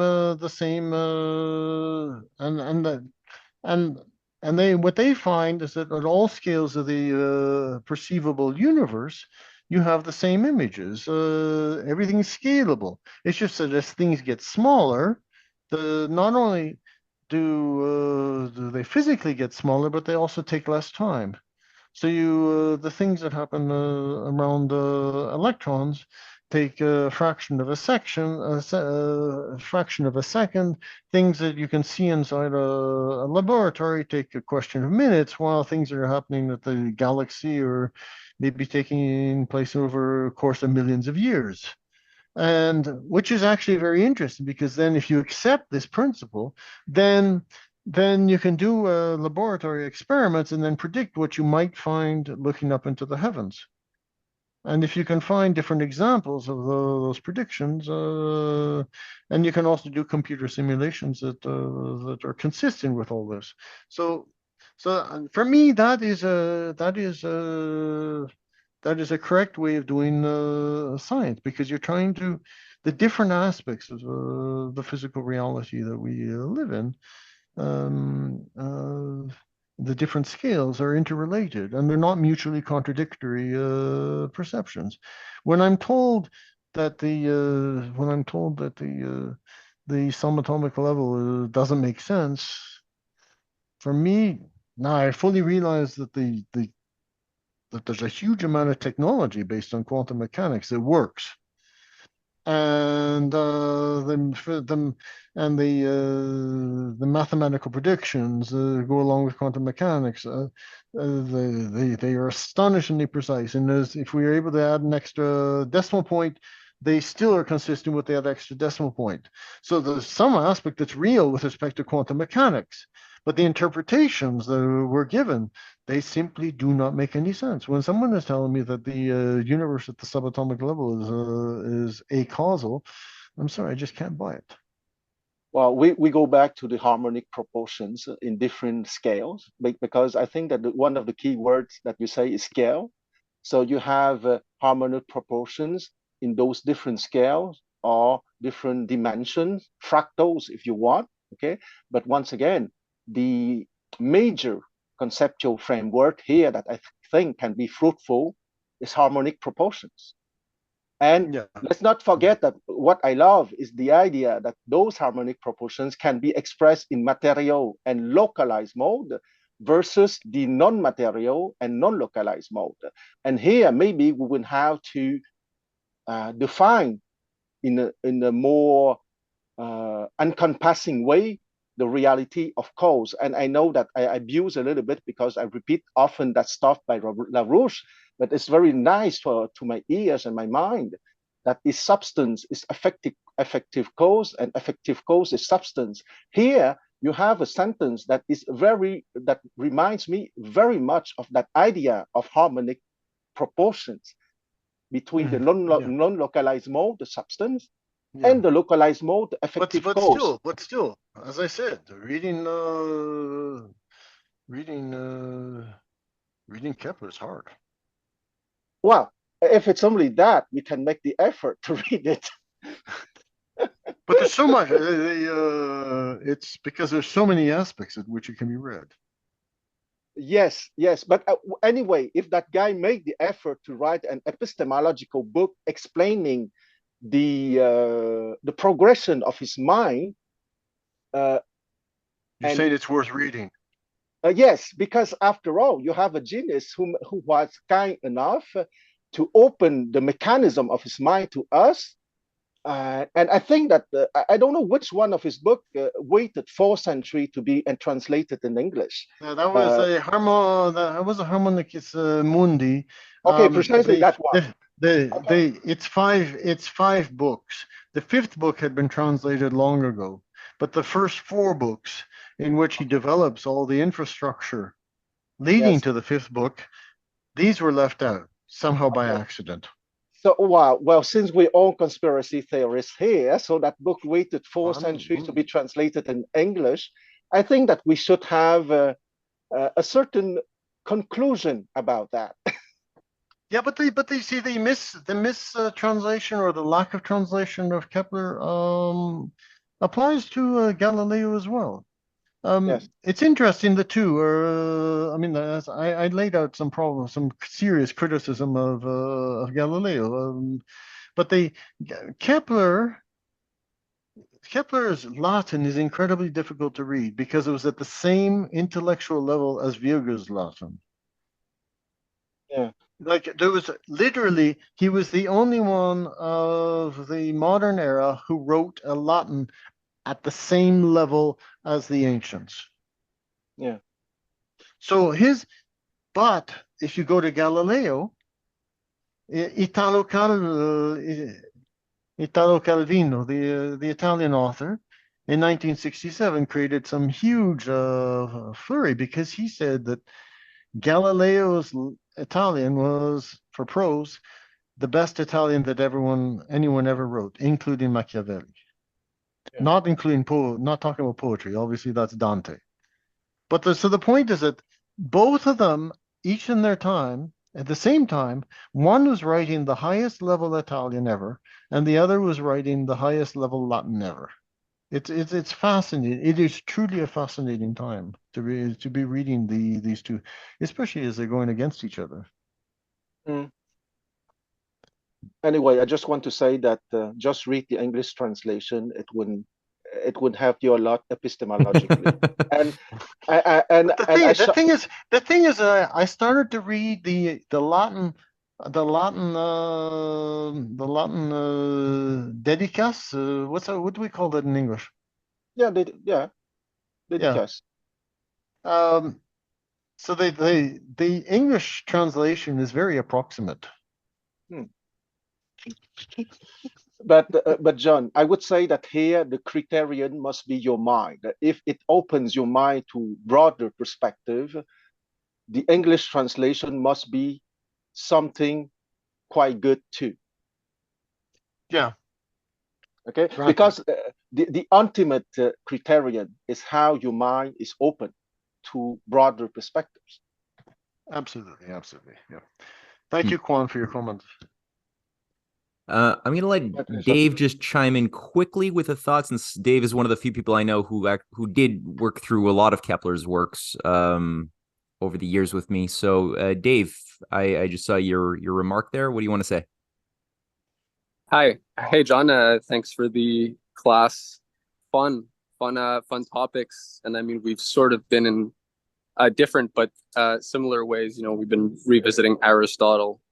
I've been reading the Politics, and it's a pretty interesting, clinically telling work. And, you know, just based on everything you're talking about, what stands out, the Aristotelian method is really, it starts by breaking something up, a whole, into its component parts, with the idea being that the best way to understand a thing is to split it up into its most elementary parts and then analyze what the nature of each of those parts is.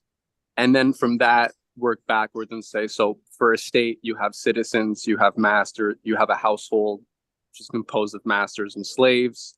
You identify what the function of each of these things is, and then you kind of build your way up to, well, therefore, if a citizen is this, if this is that, the ideal society would be, you know, where such and such happens. It's very bottom up, right? It starts with knowledge of particulars, and pretty much just the whole is really just the sum of its parts, really. And the opposite, right? The other old man is Plato, and it's really the opposite. It's top down, you know. In something like Timaeus, he starts with the thought of experiment of putting oneself in the mind of a composer, and, you know, imagining what would be the ideal composition. Of course, idea being that we have to test these hypotheses, but they're two different ways. And so when I hear, you know, discussions about the mechanism, right, and understanding the mechanism, the particulars of that, yeah, it's easy to obscure things, right? If you start with particulars and you get really granular, looking at all the different parts of a state, or, you know, Aristotle, the main analogy he likes is an animal body. And so there are different parts. There's a stomach, there's a mouth, there are, you know, feet. And what are each of these things for? You can see how it's easy to obscure deeper questions, you know, like, how do we know this state is going to be, you know, how do we know if the rulers are relying on episteme, as Quan often likes to re-emphasize, actual knowledge, or simply opinion, right? And how to govern or to rule by, you know, controlling opinion. How do we know what's really guiding the state? It's easy to obscure that if you start with this piecemeal bottom-up system of particulars. And that's really, I think, what we're still dealing with, right? It's Aristotle kind of adapted, but it's still, we're very much in a bottom-up world of thinking. My thought. I think you're broadly correct. I think so. The way I understand Sarpi and Galileo is that they made steps towards Plato because they introduced mathematics into physics. And Aristotle, back in the ancient time, those who used mathematics for physics were called Platonists, the most famous of whom was Archimedes. But it got to a point where it was no longer possible to not do without. Sorry, let's get this correct in English. It was no longer possible to do without mathematics to do physics. So they considered, okay, so they moved Galileo, I mean, his last book is mathematical principles of motion. Some things he got right, like the parabola. Some things he got wrong. He misunderstood the catenary. Okay, fine. But the point is that he introduced mathematics into the standard discourse about physics. But he didn't move away from the local motion of Aristotle. And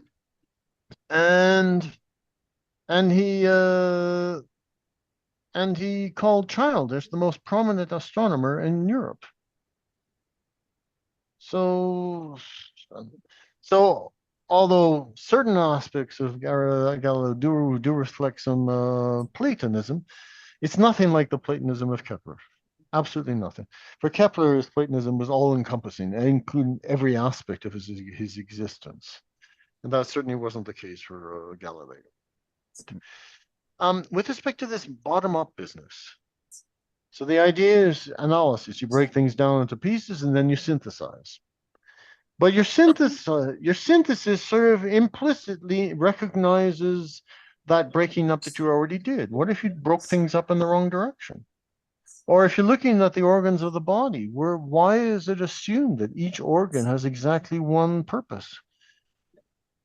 If I'm not mistaken, our liver, for example, has at least 30 documented functions recognized by the medical establishment. And who's to say that the different organs don't work together under certain circumstances?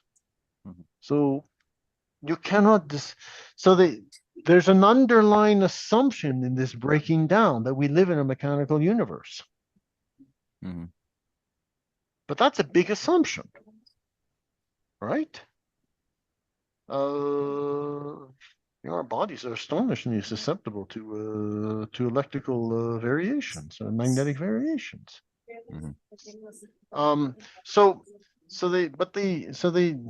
In the mechanical world, when you're building properly functioning machines, when you're building properly functioning software, you want to privilege single function for single device. But that's not the case for the biological world, for example. It's a very different world, the biological world. And we still live philosophically in the mechanical philosophy of the 17th century that was initiated with Kepler and Galileo. It was finalized with Newton, and whose name was given by Robert Boyle in the middle of the century. And it's very difficult to get away with. Sorry, it's very difficult to get out of it. And that's how you have in the 20th century. I would just say, in the 20th century, we are told that there's what are they called? Singularities in space and time. Singularities in space, they're called black holes, and singularity in time is the Big Bang. But they are assuming that we live in a gravitational universe. So they're assuming that we live in a mechanical universe. So that assumption goes back to the 17th century, but as you say, it has its antecedents in the days of Aristotle. That's not true that Aristotle didn't make discoveries. He made astonishingly detailed biological observations, some of which were only confirmed in the 19th century. Everyone was assuming that it was stuff that he was observing about octopi was just fancy on his part, and it turned out he was actually right. On the other hand, when he was describing the heavens, it's completely fanciful. And it had to be demolished, and that's what ultimately Galileo did with his dialogue, the one that got him into trouble. Well, that also seems to be one of the things with Aristotle is the biological, everything is analogous to that approach that he takes to sort of investigating biological creatures or species or whatnot. Like he tries to compare the whole. He compares a society, right? Man is a political animal, and the difference is pretty much just speech and what that means. But then he goes about building up everything very much with that biological sort of analogous approach. So it's interesting once we see that's kind of how he's thinking about a lot of things. I definitely need to read more Plato and Aristotle, and all these people. You need to read them at least 3-4 times before you can start to create your own opinions. It takes time to read these. We have a few more people on the list, and we don't have too much time. So I'd like everybody who will be asking John the final stretch of questions to keep the questions concise and short, so that we can give everybody a chance to get that whatever they have off their chest. Harinder, who had dropped off earlier, has found his way back on, and Harinder, I'll let you finish the thought that you wanted to get out, and like I said, concise and quick. Yes, very quickly. I was outside and my phone died, so I'm just coming. It took me a while to get back. So I believe I was in the middle of saying that in spite of, first of all, I was saying that the Earth is a speck of dust compared to the vast cosmos, responding to what, but then I was going to say that in spite of the supposed contradictions and the comedy that these different scientific opinions appear to show, there has been massive advancements in technology in the way we live. The automobile was invented 100 years ago. We've been flying. We now have spaceships. We have new things like artificial intelligence. We have directed energy, where governments are supposedly changing the weather and calling it climate change. So it is not as if none of these scientists made any advancements. There are advancements going on. So I leave that. If you have a response. Okay, so there's a clear difference between technology and science. All right, one one uses engineering, which is applied science. Well, it's a science. It is science, though. But the point is, without certain advances in science, so so I mentioned two different ways to judge science. One is, does it produce technology? So let's call it the empirical judgment of science, the advancement of science. Can we produce new technology? And the other is the search for truth. Trying to understand the universe. How does it work? Okay. I would say that they are not mutually exclusive. But they're, first of all, they're two different foci. One would be one's very much empirical, and the other is much more epistemological in nature. Now the next thing is, despite the massive, so this is going to shock you, despite the massive investments in technology over the past 150 years, there's been a dramatic slowdown in the development of new technologies. Well, I just listed the few things that are changing. Hold on. The way the world is being operated. No, but hold on. Whether or not you accept that Americans set foot on the moon. I'm not talking about that. No, let me speak. I'm answering your question, all right? Buzz Aldrin, I think it was supposedly the second U.S. man to set foot on the moon. He said, we were supposed to be going to Mars, and now we got Facebook. In fact, the development of technology has radically slowed down since the dawn of the 20th century, and this has been documented. Eric Lerner wrote about this in his book, The Big Bang Never Happened, and many others have written about this. And the points were technology advanced rapidly, were the Second World War, the space race, and some of the amazing stuff that's happening in the past 10 years. But once again, is another. It has been hijacked by the billionaires and the military industrial complex. They've hijacked science.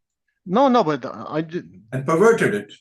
Yeah, but the point that I'm trying to make is, the reason it has slowed down is precisely, in my opinion, the contradictions in the various positions that are held in physics, in the different branches of physics. The different branches of physics all assume a different kind of underlying reality. Unfortunately for them, there is only one reality. And so that may be more complex than we may be able to unravel. Like we may never be able to prove whether space is particle or wave. No, not at all. These are not about theoretical inabilities for the human mind to comprehend. They are about the specific social structure that we live in. Here I'll quote Lenin. I couldn't find the exact quote. It's from his Materialism and Imperial Criticism, 1905. Science is the violent battle for the truth. And so that would be very much in keeping with the vision of Thomas Kuhn. So you could call this an Aristotelian understanding of the history of science. But that is one aspect of the history of science. Social systems prevent the development of certain ideas.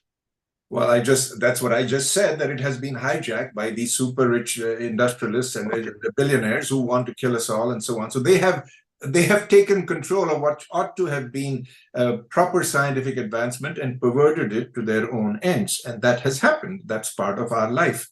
But that doesn't mean that all the work done by these people, even if they have contradictions and arguments and different assumptions, that they're all wasting their time. It's that it may be, like I said, that the universe is just so complex that we don't know. this idea of how are you going to prove? Look. The world of Aristotle held together for 2,000 years, adjusted to take into account Ptolemy. All right, and it was simply wiped out. The Aristotelian physics was simply wiped out in a period of 20 years. Okay. There may well be aspects of today's physics which will suffer exactly the same experience. There I agree with you. All right. Okay. All right. So I think I should pass on. One little thing. I would add to some other question. Can I just jump? I'll add one little thing, then we're going to go on to Kevin Champagne, who's been waiting patiently for a long time to ask his question. But I would just say one thing is that, as John has pointed out, and that we've been going through in many of these presentations on a weekly basis and bi-weekly basis in some cases, there are actual intentions and agendas to encourage a false set of ideas about science, which has been artificially crippling the beautiful, organic, creative evolution of science as it should have happened. As we can, and by discussing some of these intentionally false ideas that then pull in people who are otherwise good and could be very productive into false debates and false assumptions about the world, we are all kept inside of a little cage, deprived of actualizing our potential. And that's part of what we're trying to do is open up that cage and introduce what are the real context and dynamics shaping a lot of the words that we've been using, like space and time and electricity and science. We just take these for granted and use them as words without thinking about the richness and texture and the battles around what these things mean and their purpose. So that's what we want to do with these series. I think that this particular presentation was good at opening and creating that space for that discussion and not taking things for granted. So I just wanted to put that out there as just sort of a thesis. Kevin, if you're still there. I'm there. All right. Well, thanks, John, for this presentation. I think the main point that you made was very clear, meaning that we have no clue about what's really going on in this debate. It's still an open question, so it's very interesting. I have a couple of disjointed thoughts, and I want to throw them at you because I think it's relevant to a lot of the things that were said. And I think they mostly they are in regards mostly to assumptions that we have and what we can construct with those assumptions. So one example that I picked up was Kwan mentioned earlier, Eddington and his discovery of the curving of light, right? And I had this discussion with a friend earlier this year because Kwan said that the discovery of the curvature of light by the sun proved the Einstein's general relativity theory, right? But really what it just did prove was that the sun curves light. We have no actual proof in the laboratory that gravity curves light, but we have actual proof that a magnetic field does, right? So that's the first thing. The second thing would be the question of the ether. I think it was Derek who mentioned, who talked about the ether. There's a video I have to revisit from, what's the name? The channel is See the Pattern. He does a lot of videos from the EU crowd. And in this video, he talks about two different schools of thoughts about the ether. One being that the ether is basically what makes objects moves in space, and the other assumption, again, is that objects move in the ether.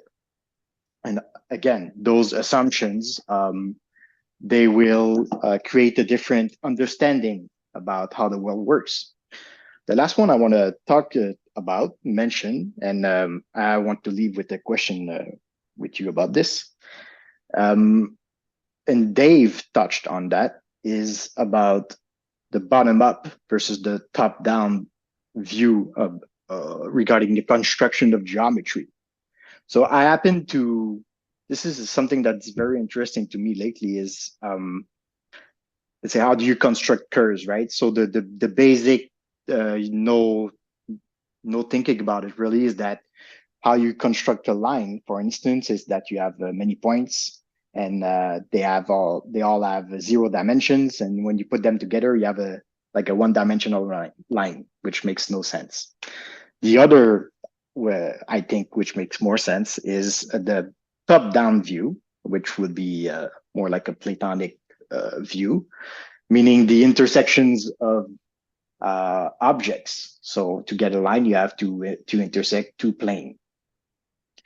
So what the question I want to leave you with is,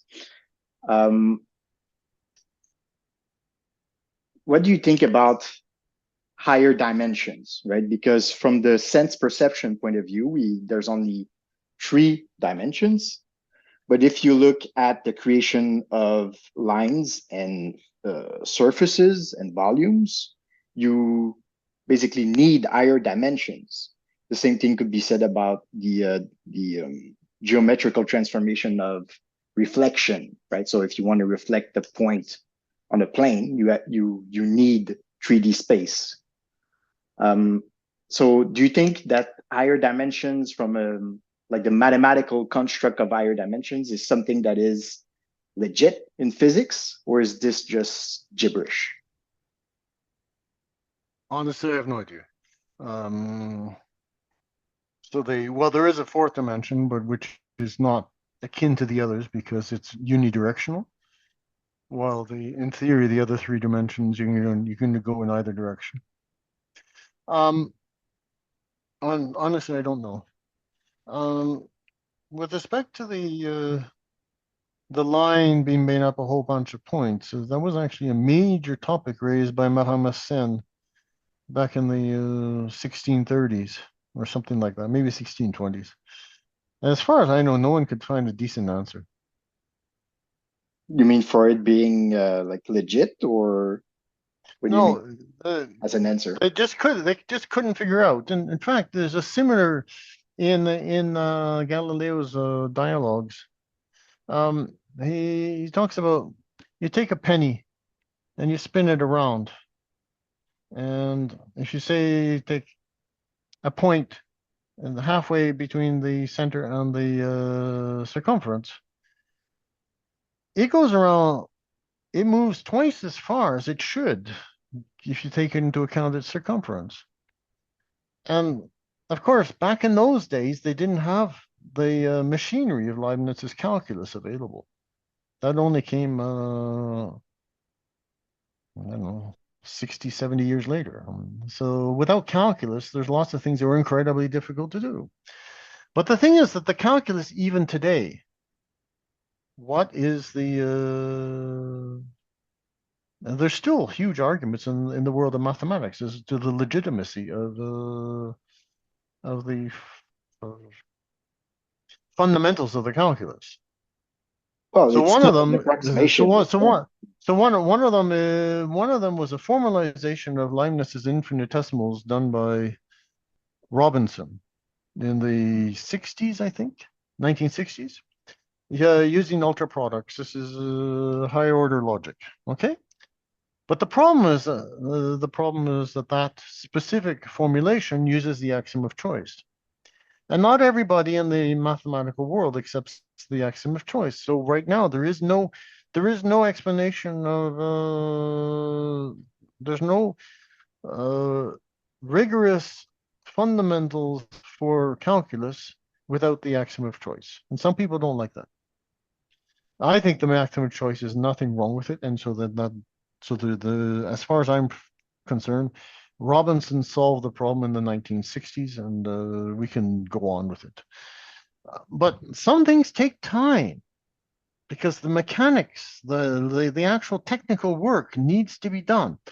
And sometimes it really takes a long time to develop the machinery to do it. But to come back to your question of whether a line is just a bunch of points, well, Not discreetly. It simply cannot be done. You need because the irrationals are not enumerable. So, and that's what they didn't understand back in the 17th century. They were talking about infinity, but they had no idea about the different kinds of infinity that ultimately was presented by Cantor in the late 19th century. Can I ask you to, since I know you're a mathematician and Kevin has thought about this too, but John, I'd like to know, in your own words, how would you describe Cantor's concept of the transfinite? Someone who was doing, I came across a paper that's quite recent about huge sets of new numbers. Basically, he said Dedekind fill in the gaps, and Cantor created new gaps. So the Cantor, so in set theory, the number 0 is the empty set. Number 1 is the set containing the empty set. The number 2 is the set containing 0 and 1. So 3 is containing 0, 1, and 2. And the first infinite ordinal contains all the numbers 0, 1, 2, 3, etc. And then you can add 1 to it. And then you can add 2 to it, and so on and so forth. And you create these hierarchies of things. And it's not too complicated. I mean, someone could do it. I'm sure on the YouTube someone has done this. Yeah. So and then there's the question of cardinalities, which is different from ordinals. I'm not sure which are the measurements of sizes of sets, and that's a bit trickier. Dedekind, he's the one who filled in the gaps. So for him, an irrational number was defined as the limit of all the numbers that are smaller than it. So the problem with that definition of irrational number is you cannot use it to compute. And that's why numbers were first invented, so we could calculate. So these things are tricky. So not all mathematicians accept Dedekind cuts. Fair enough. Let's leave the last question for today. Oh, shoot, Kelly. I'm so sorry, Kelly. I just saw your name and I forgot about you totally. Kelly, I'm sorry. So let's do Kelly and then Jerry. Thank you. Great discussion today, John. Thank you. Boy, there again, there's just so many things.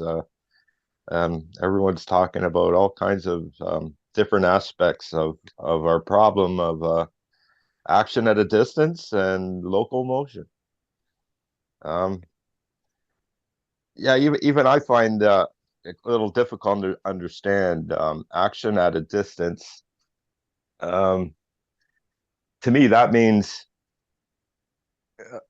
like even the comments, like some of the historical people, they would every time something came to the top of action at a distance, it seems like they're talking about like black magic and just things we don't quite understand in a real physical way, where local motion,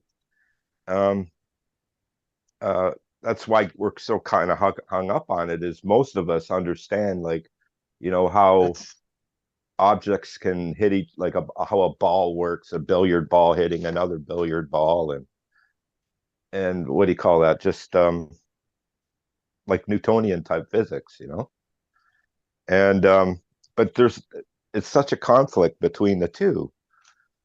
I don't know where I'm going with all this, but like so I picked that up where one of the things was this mysteriousness with action at a distance. So they come out with they think, well, action or local motion, we need an ether, and but they just never were able to prove it. And, so I just want to suggest, like, maybe we should be looking at like how this, if there is an ether, like how is it really constructed? Some of the things I've heard was it's like a jelly or some kind of things in space that vibrate and somehow these objects go through it. I'm suggesting, well, maybe like these things we call matter, it's like really maybe part of this ether, and if it is, maybe we have to start looking at our concepts of things like what zero means, or nothing and nothingness. Maybe there's something about nothing, or a vacuum. Like, is there like vacuum and then like a sub vacuum, or I could go to states of matter. We have, like, there again, you mentioned three somewhere in your discussion there. Like, three was a magic number. We have like states of matter, solid, liquids, and gases. Like, what would this ether be? Would it be a liquid, a solid, a gas? Neither. I'm just throwing questions out. But I think we should go in those places, as well as like numbers.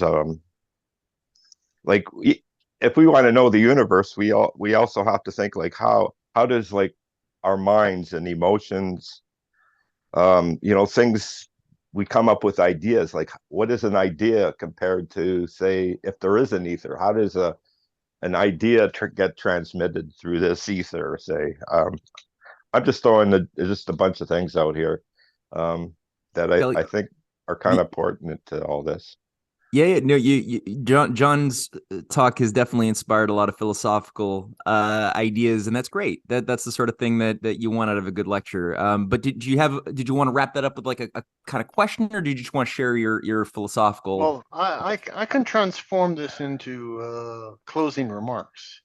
Well, I did want to give Jerry the chance to ask a question. So, Jerry, I don't have anything more to add, really. That's cool, man. No, thank you for sharing that. Jerry, why don't you go ahead and? So I'll take into account your comments for the closing remarks. Okay. All right, Jerry, go for it. Okay. Can everybody hear me? Am I unmuted? Yes, sir. Oh, good. I just had a short little comment, and then I want to ask my question to John, because I said something in the chat and I just wanted to explain it on carbon-14 dating, because I was reading this book on paleontology, and when we're doing archaeological work and we're trying to date some of these artifacts and fossils, they use carbon-14 dating, the rate at which carbon-14 radioactively decays. But what they found is that it's not constant. The rate at which carbon-14 decays changes over time. So that you find a fossil and you carbon-14 date it, but then depending on your result, you have to add in this little factor to actually get the correct date. So it's kind of a joke of mine that the change in the carbon-14 decay is because of the change in the flux of the gamma radiation hitting the Earth. So while man, and it changes our measurement of time. So while man can't change time, apparently gamma radiation can. That's my little joke. But my question, John, is you brought it up, this idea of randomness. And that's something I really hate. I really dislike the way they've added that into science. You see it also in Darwin, random mutations, randomness. And I was thinking, well, if you accept randomness in your science, why are you even studying science? Because you can do all this analysis and observation and everything, but hey, if something random can come in and, well, everything you've done, you may as well throw it in the garbage. So the real degeneration in science, I see it, is allowing this idea of randomness to come into our thinking. Because if you accept randomness, all you can ask is the question, how? How does something work? And we're very good at that. That's why we have all this fancy technology in the world today, because we're very good at, John, I think you call it applied science engineering, because we're answering how. But if you accept randomness, you can't ask why. And the thing I really love about your classes, John, and I love about your Substack is they're trying to get us to ask ourselves why. And I don't have any answers, but I love asking why. So, John, what's your idea of this randomness? Where did this crap come from? Well, let me do an aside on the why business. I mentioned this in my previous talk, but it's worth repeating. Some poor student attending one of Richard Feynman's lectures, the famous lectures that produced his 3 famous books. Why? And Richard Feynman went blue in the face. In physics, we don't ask why. And just screamed at the poor kid, at the poor student. Right? I don't know. Reading some of the great physicists over the past centuries, I think the better ones have done nothing but try to answer the question why. So, Richard Feynman was a brilliant mathematician, a brilliant computational scientist, but I think you can already feel the judgment in my words, and I'll leave it at that. A lot smarter than me, but limited.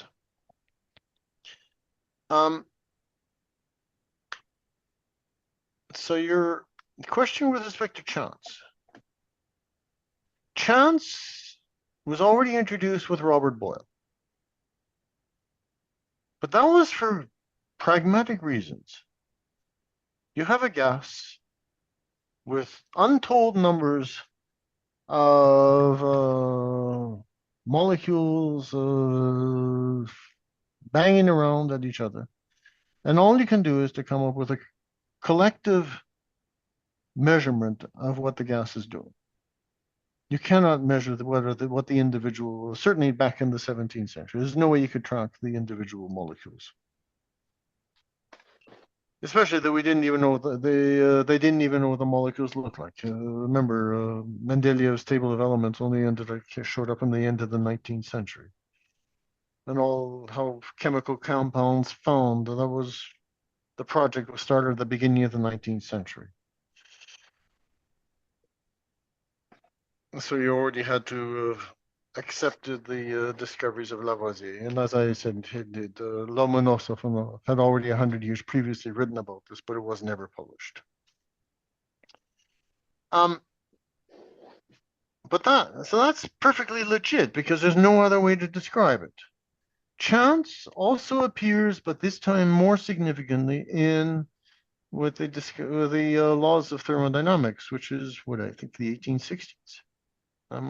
Someone correct me if I'm wrong. It might be a bit earlier. All right. And one of them, the second law of thermodynamics, is regularly interpreted as leading to heat death of the universe. I think Leibniz would have had choice words if you'd ever heard of the heat death of the universe. He would have reminded people about his about the winding up of the clock that Newton's God needed to do. I'm sure there's intermediate steps from the 1860s to the late 1920s, but the 1920s is the key turning point. And the key person with respect to biology is Luria. Luria was a student of Niels Bohr. And he is responsible for what's called the synthetic model of evolution. So this is Darwinist evolution, but at the genetic level. So the driving force since then, so that's the dominant understanding of evolution today. If you wish, the standard model, not the standard model of particle physics, but the standard model of evolution, is that when a cell duplicates through meiosis, or mitosis, there are random mutations that take place. And these random mutations are responsible for all evolution of life.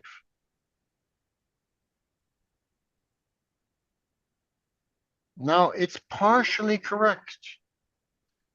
And that's the problem with so many of these theories. They're partially correct. They're not, some are completely fanciful and complete nonsense, granted. But many of them are partially correct. It's just that they're taken to the extreme, and the extreme is what becomes ridiculous. So if we look at the cell reproduction, I'm fast forwarding to what we now know about cell reproduction. When cells reproduce, there's a spell checker on the DNA replication to check that that things are properly reproduced. Without the spell checker, DNA reproduction would probably be impossible. It'd just be too many random errors. Well, what's now known as bacteria, if you stress them, will selectively turn off the spell checker on certain parts of the DNA to encourage random mutation, but only on that part where the spell check was turned off. If you wish, this could be understood. This could be understood as conscious activity on the part of the bacterium to encourage success of the reproduction of its successive generations.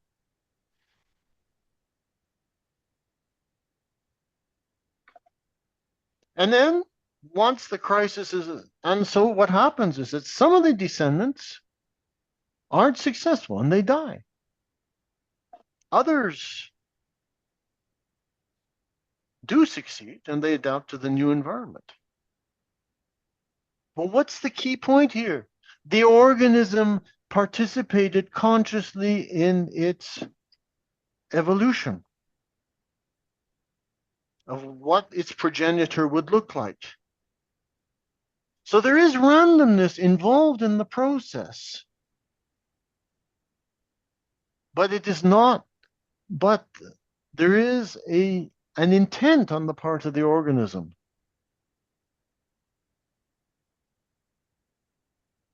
The question is, where does randomness sit in the process? Is randomness the driver, or is randomness a tool being used by the organism? It's clear from what I'm describing, what I think it is, all right? And so see, if everything is why is there's a third part of physics which I haven't gotten around to. I mentioned the first, which is producing useful technology. The second is we're searching for the truth. And the third is that physics has regularly been used as a referent, because physics is the purest of the sciences. It's what people refer to when they're talking about social systems, the society in which they live. And if the physics doesn't make sense, and if in physics randomness is everything, drives everything, what are we supposed to say about human society? Right? Human society is also driven by randomness. So if you live in a particularly chaotic situation in a human society, it's because back in the ancient Greek days, that's what the gods chose. But that's no different from it's just random chance. So it's pernicious. It's seriously pernicious. But the last thing I want to say with respect to chance is I don't think it's an accident that the timing is almost simultaneous with the rise of the Nazi thugs in Germany, which is 1933. I think Luria The Copenhagen School of Interpretation is 1928. Luria is just a bit after. So it's a very specific time frame.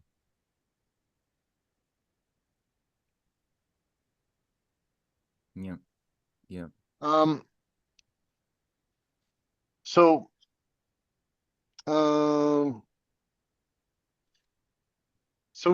Wendell, I think I don't think it's a question that everything has to be started over, and that's not the case. It's rather that we have to go back to certain key points, certain key scientists, certain key philosophers, and reread them carefully. And possibly certain lines have been misread, certain lines have been mistranslated. I came across one that I published yesterday in the Substack, whereby the English translators for Galileo's discourses simply added the word by experiment when translating compedio. Compedio simply means I found. But inside the English translation, I found by experiment. So that's the translators who are saying the only way you can make a discovery is by doing experiments. That's the bottom up that that David was talking about. And so unfortunately that means that we have to if we want to read I mean, people have to do the hard work of going back to original sources, and just like Rabelais Gargantua told his son Pantagruel, you have to read the originals because you can never be sure of the translations.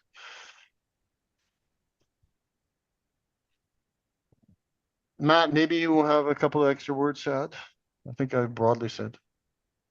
No, that's good. No, I think you've given people a lot of mental meat to chew on. And I think that this sets the stage very nicely as well for next week, where Dr. Michael Claridge will be delivering some remarks that I think are going to dance very nicely with a lot of the thoughts on that you've introduced on the topic of all possibilities of time actualized and how to rethink our concept of time itself, which one could say it was a bit of a coincidence that both you and he delivered your ideas for topics independently, and yet they are fitting in time together, both 1 week apart as well as conceptually. I think that they do work really well. So I'm pretty excited for that.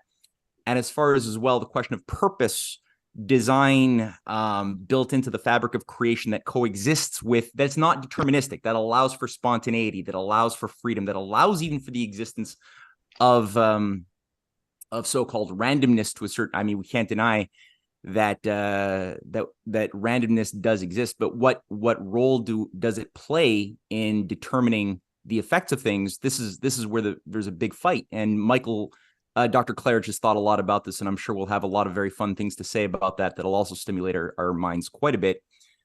So John, thank you for sharing this. We look forward to following your Substack. Everyone, thank you everyone for showing up for today. Till next week. Thank you for the class. Thank John, you. awesome. Thank you. Thank you, everyone. All of you. That Thanks, was just John. fantastic. Thanks again.